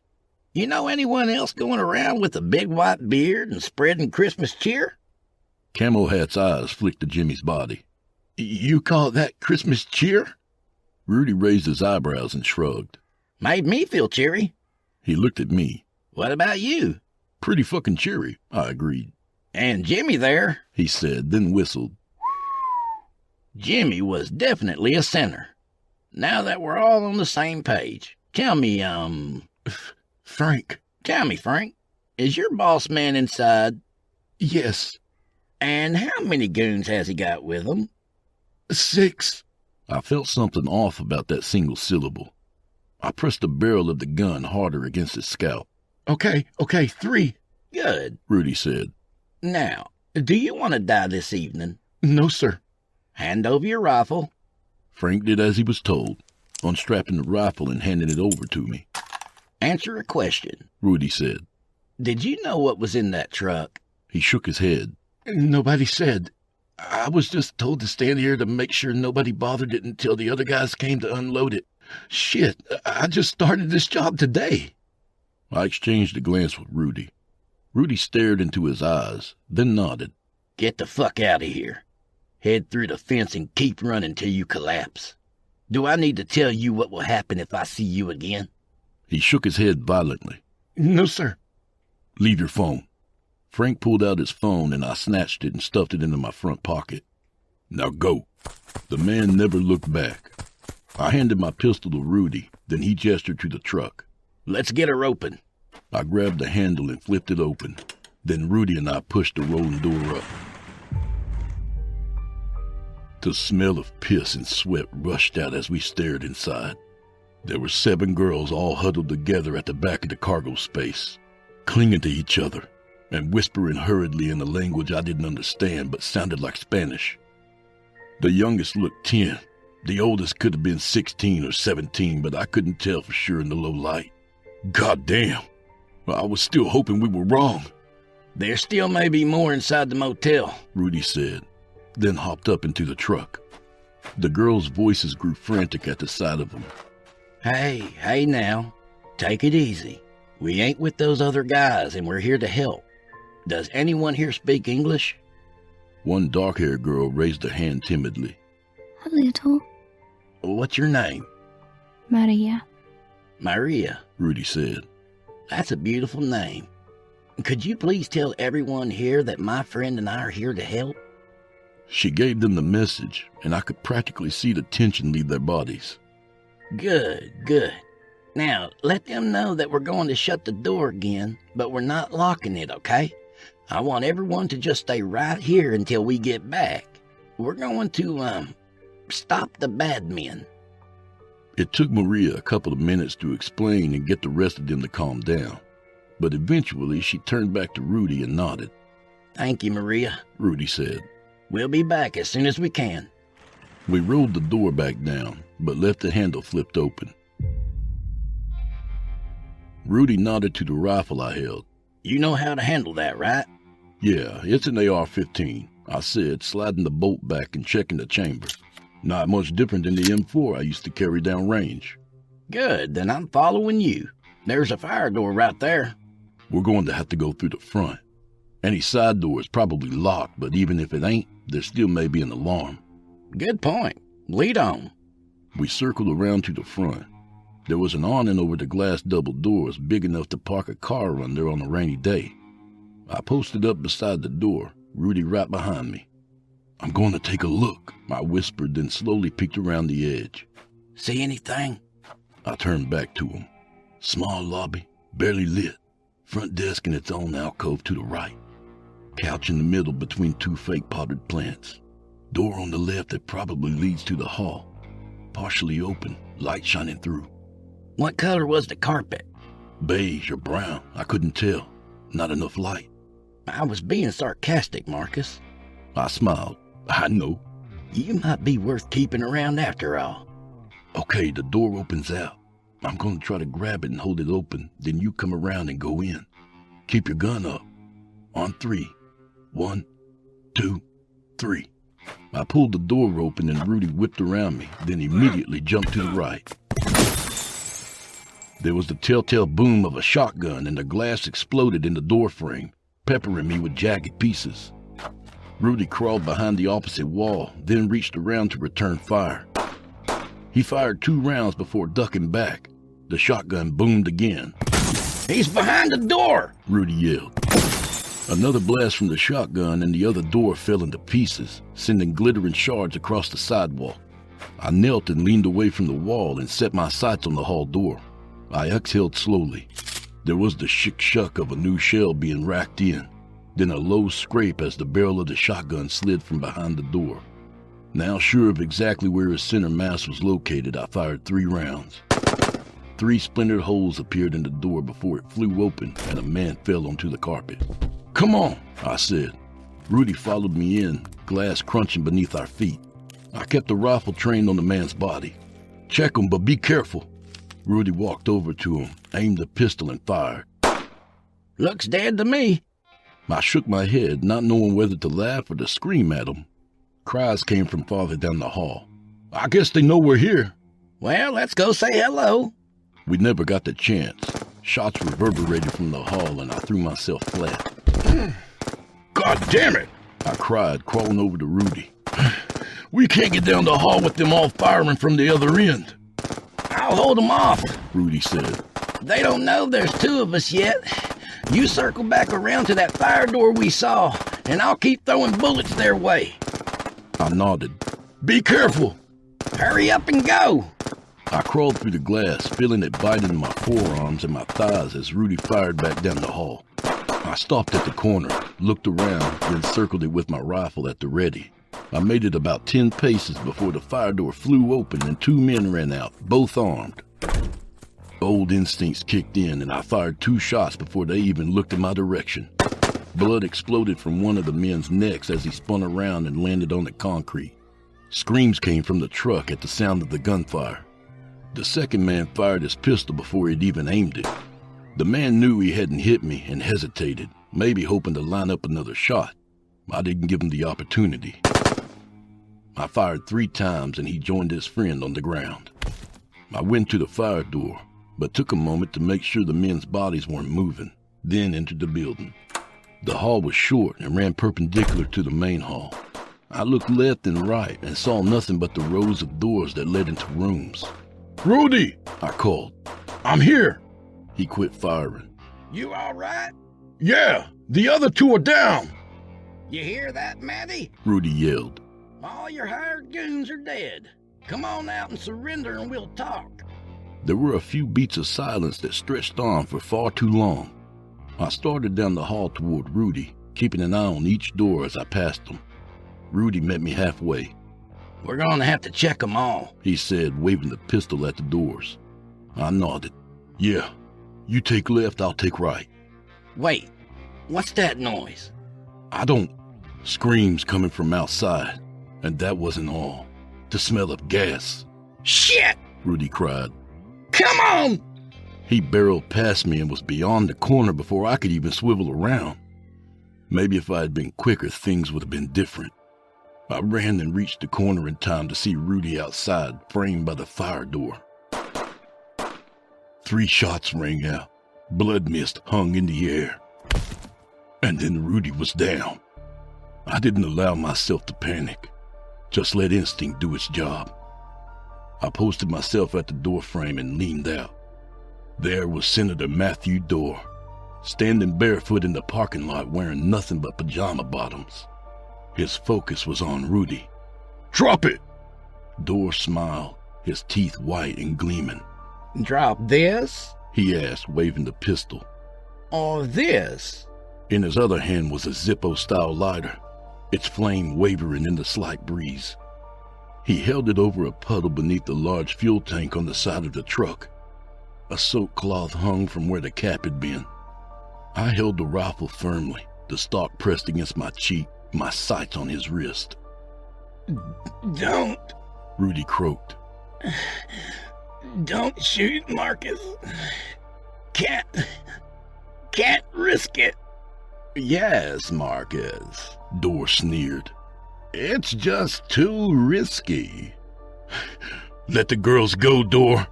Then we go our separate ways. He shook his head, his expression a parody of sadness. "I'm afraid that's not going to work for me at all. See, if you 2 are dead and the trash in the truck is torched, then there's nothing tying me to this place at all." Trash? Well, I'm just assuming. I didn't get to try any of them out yet before you 2 showed up. My finger tightened against the trigger. Those are human beings in that truck, just like you. No, not like me. There's nothing quite like me. The air around me shimmered. The building, the truck, everything just disappeared. Suddenly I was in a room. Well, what I thought at first was a huge room. But then I realized it wasn't huge. I was just smaller. The walls were decorated in soothing pastels. Stars and shapes and numbers hung upon them. I'd looked at my rifle, but I wasn't holding it anymore. Instead, my hands held a stethoscope. Small, cheap, and plastic. A child's toy. I dropped it with a cry of disgust. It fell in slow motion past my white lab coat. Dorr was sitting on the couch, dressed in a bathrobe and white socks. "You see, Marcus," he said, his slick gelled hair shiny in the overhead light. "I have a natural talent for persuasion. You don't succeed in my line of work without it. But a few years back, I had a visitor. He spoke to me over the TV. Can you believe that?" offered me a piece, just a small piece of his power, and a chance to ascend. This time next year, I'll be announcing my candidacy for president. Can you imagine how much good I'll be able to do? Good? I said, my voice small, the voice of a child. I give these girls a purpose. They come to America, the greatest country that's ever been, looking for a better life. I give that to them. They're fed, clothed, given work. So what if the work is servicing some old rich guys?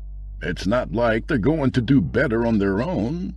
So when, not if I'm president, so-called human trafficking laws will be the first to go. And then, on to bigger and better things. You're inhuman, I spat. And you're a small, scared little boy, he said. Aren't you, Marcus? My eyes filled with tears. Everything turned blurry. No, Yes, a scared little boy. But it's okay, I'll make you feel better, he said, and patted the cushion beside him. Boys aren't usually my thing, but for you we'll make an exception. Come on over here, Marcus.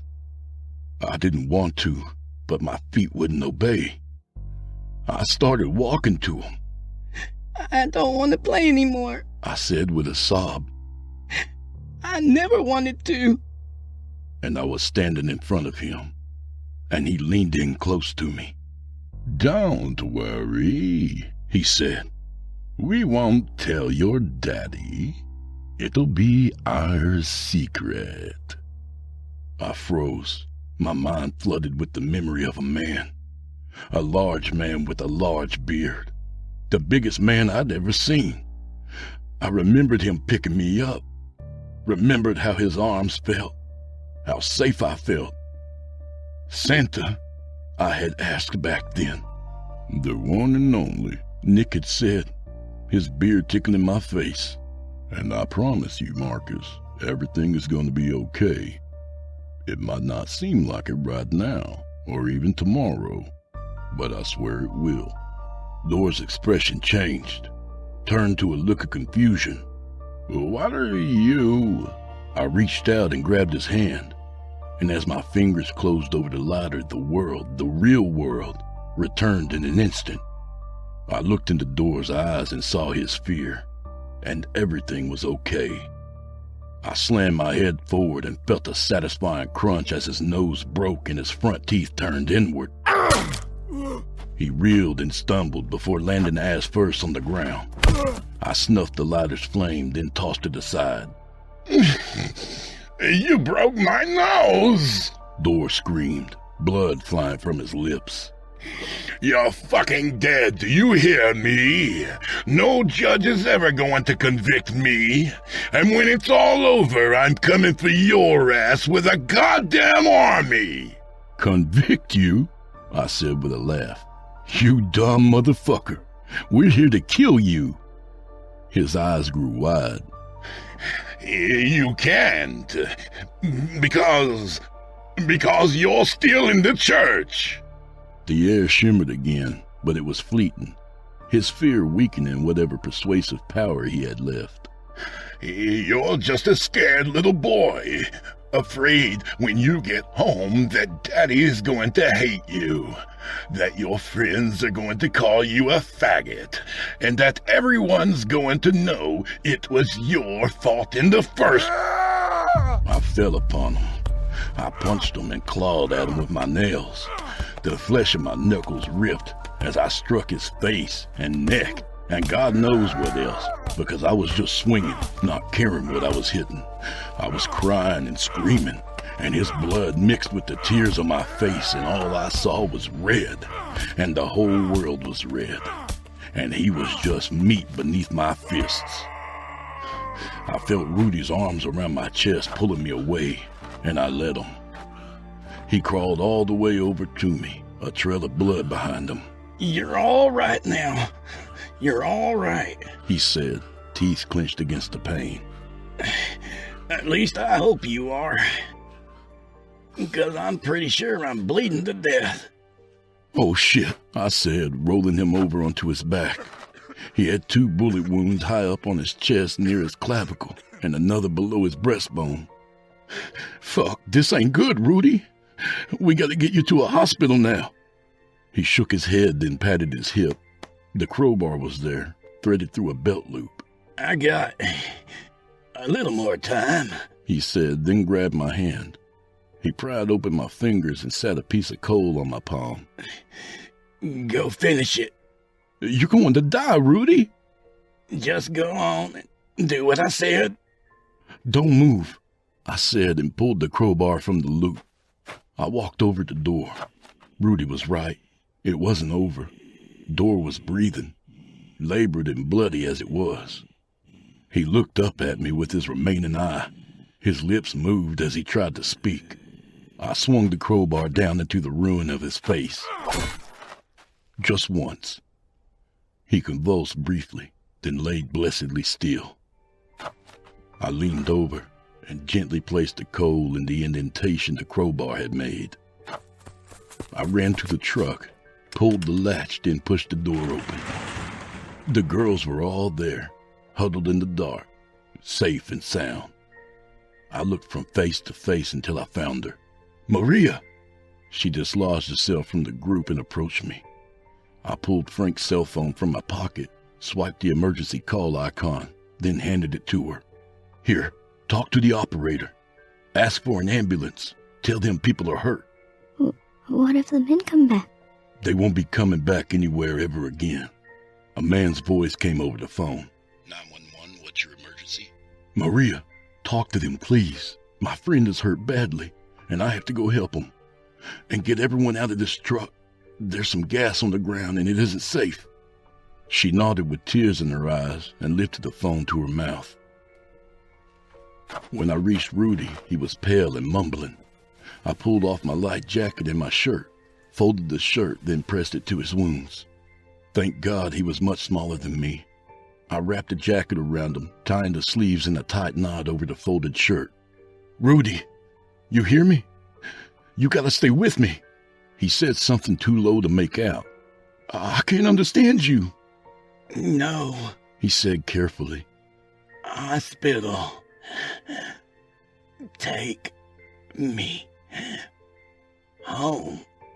An ambulance is on the way. Just sit tight and... No, he said, his eyes blazing as he sat up.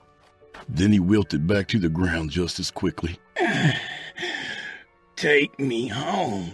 I don't even know where you live, man. North. You can't miss it. I wanted to shake him. Do you know how much shit is north? Montgomery? Birmingham? Fucking Tennessee? You gotta give me more than that. But he was silent, still breathing but silent. I hefted him up and laid him over my shoulders in a fireman carry, then ran for the Bronco. All right, north it is. Got him strapped into the passenger seat, jumped behind the wheel, then peeled out onto the highway. North, I muttered to myself. What is north of here? Where does a guy like this even live? A campground? A mile passed, then 2, then 3. Panic set in. Rudy, I said, taking my hand off the wheel to shake him by the shoulder. You gotta help me here. Where do you live? Where am I taking you? There was no response but his shallow breaths. God damn it, Rudy! Wake up! Nothing. I slammed on the brakes and pulled over on the side of the road. Hey! I cried, looking up at the roof of the cab. God! Polaris, somebody! I need some fucking help here! I'll even take the angel! Just somebody tell me what the fuck to do! I dropped my head in my hand, feeling ridiculous and ashamed. I wiped the sweat from my face and stared ahead at nothing. Not 5 yards ahead on the right, the guardrail abruptly ended, then began again after a 7 or 8 foot gap. A dirt road led down an embankment and disappeared into the trees. It wasn't there when I pulled over. I absolutely knew it wasn't. But I had come this far, went through all the hell and blood on little more than faith. I guess I could follow on a little bit longer. I hit the gas and yanked the wheel to the right. The Bronco split the guardrails and went headlong into the woods. Branches flew by, swiping the sides of the truck and slapping pine needles all over the windshield. We bounced up and down with every bump and dip in the pitted road. Beyond the windows, the sky grew dark. "What the fuck?" I said, watching as the late afternoon light became evening, then fell dark, all within the space of 30 seconds. Stars shone bright over the treetops. I flipped the headlights on just in time to avoid a massive stump in front of us, nearly flipping the Bronco as I swerved and hit the brakes. The road had ended in a clearing, and in the middle of it was the biggest stump I'd ever seen. The son of a bitch had to be 7 feet in diameter. I jumped out, already yelling. "Hey!" I cried as I made my way around the front of the Bronco. "I need help over here!" I threw the door open and unbuckled Rudy, then picked him up like he was a sleeping child. "Set me down on the stump." I didn't ask questions, just walked him over and laid him down gently. I looked at his pale face. "What now, Rudy? What do I do now?" "You've done enough," a voice said. I looked up, and there was a man. He was taller than me, his white hair tied back behind his head, his long beard braided and down over his broad chest. He wore robes of crimson, the edges trimmed in white, instantly recognizable, but also foreign, more like a monk's robes than a suit. "Nick?" I said, my breath puffing from my mouth. I hadn't even realized it until then how cold it was there. He nodded. "Hello, Marcus. Looks like you grew up a bit since the last time I saw you." He offered his hand, but I ignored it and wrapped my arms around him. "Well, all right then. I guess a hug will work too." I pulled away from him so I could look him in the eye. "Thank you," I said, with every bit of sincerity I could put into the syllables. "Thank you for saving me. Twice."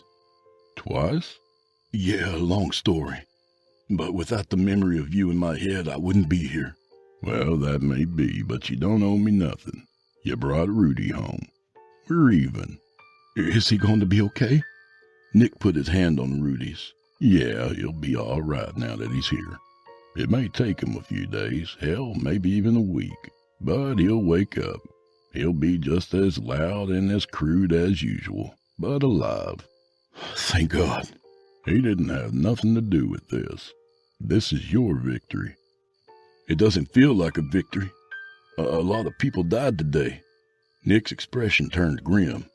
"The people who needed killing got killed. Simple as that. They made their choices and you made yours. If they hadn't been put down, then those girls would have been lost, and they wouldn't have been the last. And if that ain't enough for you, you fucked old Scratch's plans up right and proper. Door was nothing but a puppet, but that puppet was still going to be sitting his ass in the Oval Office in a couple of years. So yeah, it's a victory all right." He sighed. "You know, back in my day, there wasn't anything close to this. I once had to give a governor his coal for running down a kid while he was drunk, but that was the extent of me getting into politics. That's why I sent Rudy to get you." "You sent him?" "Yep. Rudy has the gift, and he's a fine Santa. I'm damn proud of him. But times are changing, and we have to change with them. Rudy needs you. Your skill, your strength, your brains. Will you stay by his side? But before you say yes or no, remember, if you say yes, your life as you know it out there is over." It didn't take much thought. "I understand, and I accept." You'll protect him when he needs it. Give him counsel even when he's being stubborn. Keep him level-headed in the face of whatever evil shows up. "Yes." Nick smiled. "I'm glad to hear it. And don't forget to take care of yourself while you're at it. It's a hard life, but enjoy what you can when you can. I best be going now." "You're leaving?" "Yeah. I've got business to attend to. It's my busiest time of the year, you know. But if Rudy is Santa, what are you doing now? Nick looked up at the night sky. Maybe I'll show you one day. But for now, let's just say I was promoted and leave it at that. Roger that, I said and stuck out my hand. It was a pleasure to meet you, Nick. He took it in his own hand and we shook. You too, son. Take care now. There was a flash of silver blue light, and just like that, he was gone. I guess it wouldn't surprise you, whoever you are out there listening to this story, that there was a small cabin nearby.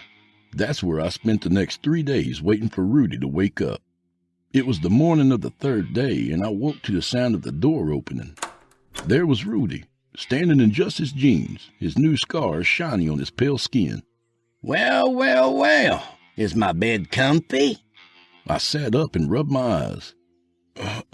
Yeah, it is. I'm happy to see you too. I'd be a whole lot happier if you hadn't left me on the goddamn stump for... How long has it been? 3 days. For 3 days? I stood up and grabbed my shirt. I didn't know you could be moved. Thought it might fuck up the magic or something. The stump ain't magic. It's just a damn stump. An uncomfortable hard stump. My back's gonna ache for days. Look, man, I don't know the rules to all this shit, okay? You said to lay you there. Why are you listening to the ravings of a dying man? And he didn't say anything about bringing you inside, so I didn't. Next time you get shot 3 times and need me to drive your ass to your own personal North Pole pocket dimension, I'll remember to let you in at night, okay? He raised an eyebrow. Who is he? Nick. He said... Nick was here? Yeah, and... You saw him with your own eyes? Yes, that's what I'm trying to tell you. He asked me to stay with you, to help you with the mission, and I accepted. Rudy sat down on the floor and stared off into space. What is it? I thought you'd be happy I decided to stick around. I haven't seen Nick since the night he walked into the woods and disappeared. Oh, shit. I'm sorry. I had no idea. He waved it away. Not your fault. I've just missed him is all. I mean, I know he's fine, but still. He was my best friend.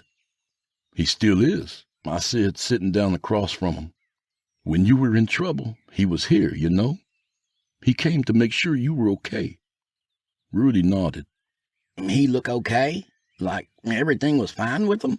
Yeah, man, he looked good. Shiny white hair, big braided beard. Braids, huh? Pansy. We laughed together. It felt good to laugh after the past few days. Rudy slapped his thighs. Well, I don't know about you, but I'm starving. What say we get something to eat? Sounds good to me. I've been eating canned soup and jerky for 3 days. I wasn't sure if I left this place I'd find my way back. He smiled. You're part of it now. You can always find your way back. Now, what are you in the mood for? I could go for some hash browns. You read my mind. Lead on, Blitzen. No, man. Just no. Donner? I sighed. Fine, but only on missions and when absolutely necessary. Donner means thunder. Does that help? Only slightly. Let's stop talking about it before I change my mind. And that's it. That's the end of the beginning, at least. I don't know what comes next, but whatever it is, we'll be ready. I've been teaching Rudy battle tactics, and now he's showing me some Santa magic. Nothing big yet, though. I can't look into people's hearts and tell if they're legitimately naughty or nice, but I can make my way out of the North Pole pocket dimension, and I can almost make exact change with the magic wallet. And I guess that's enough. For now.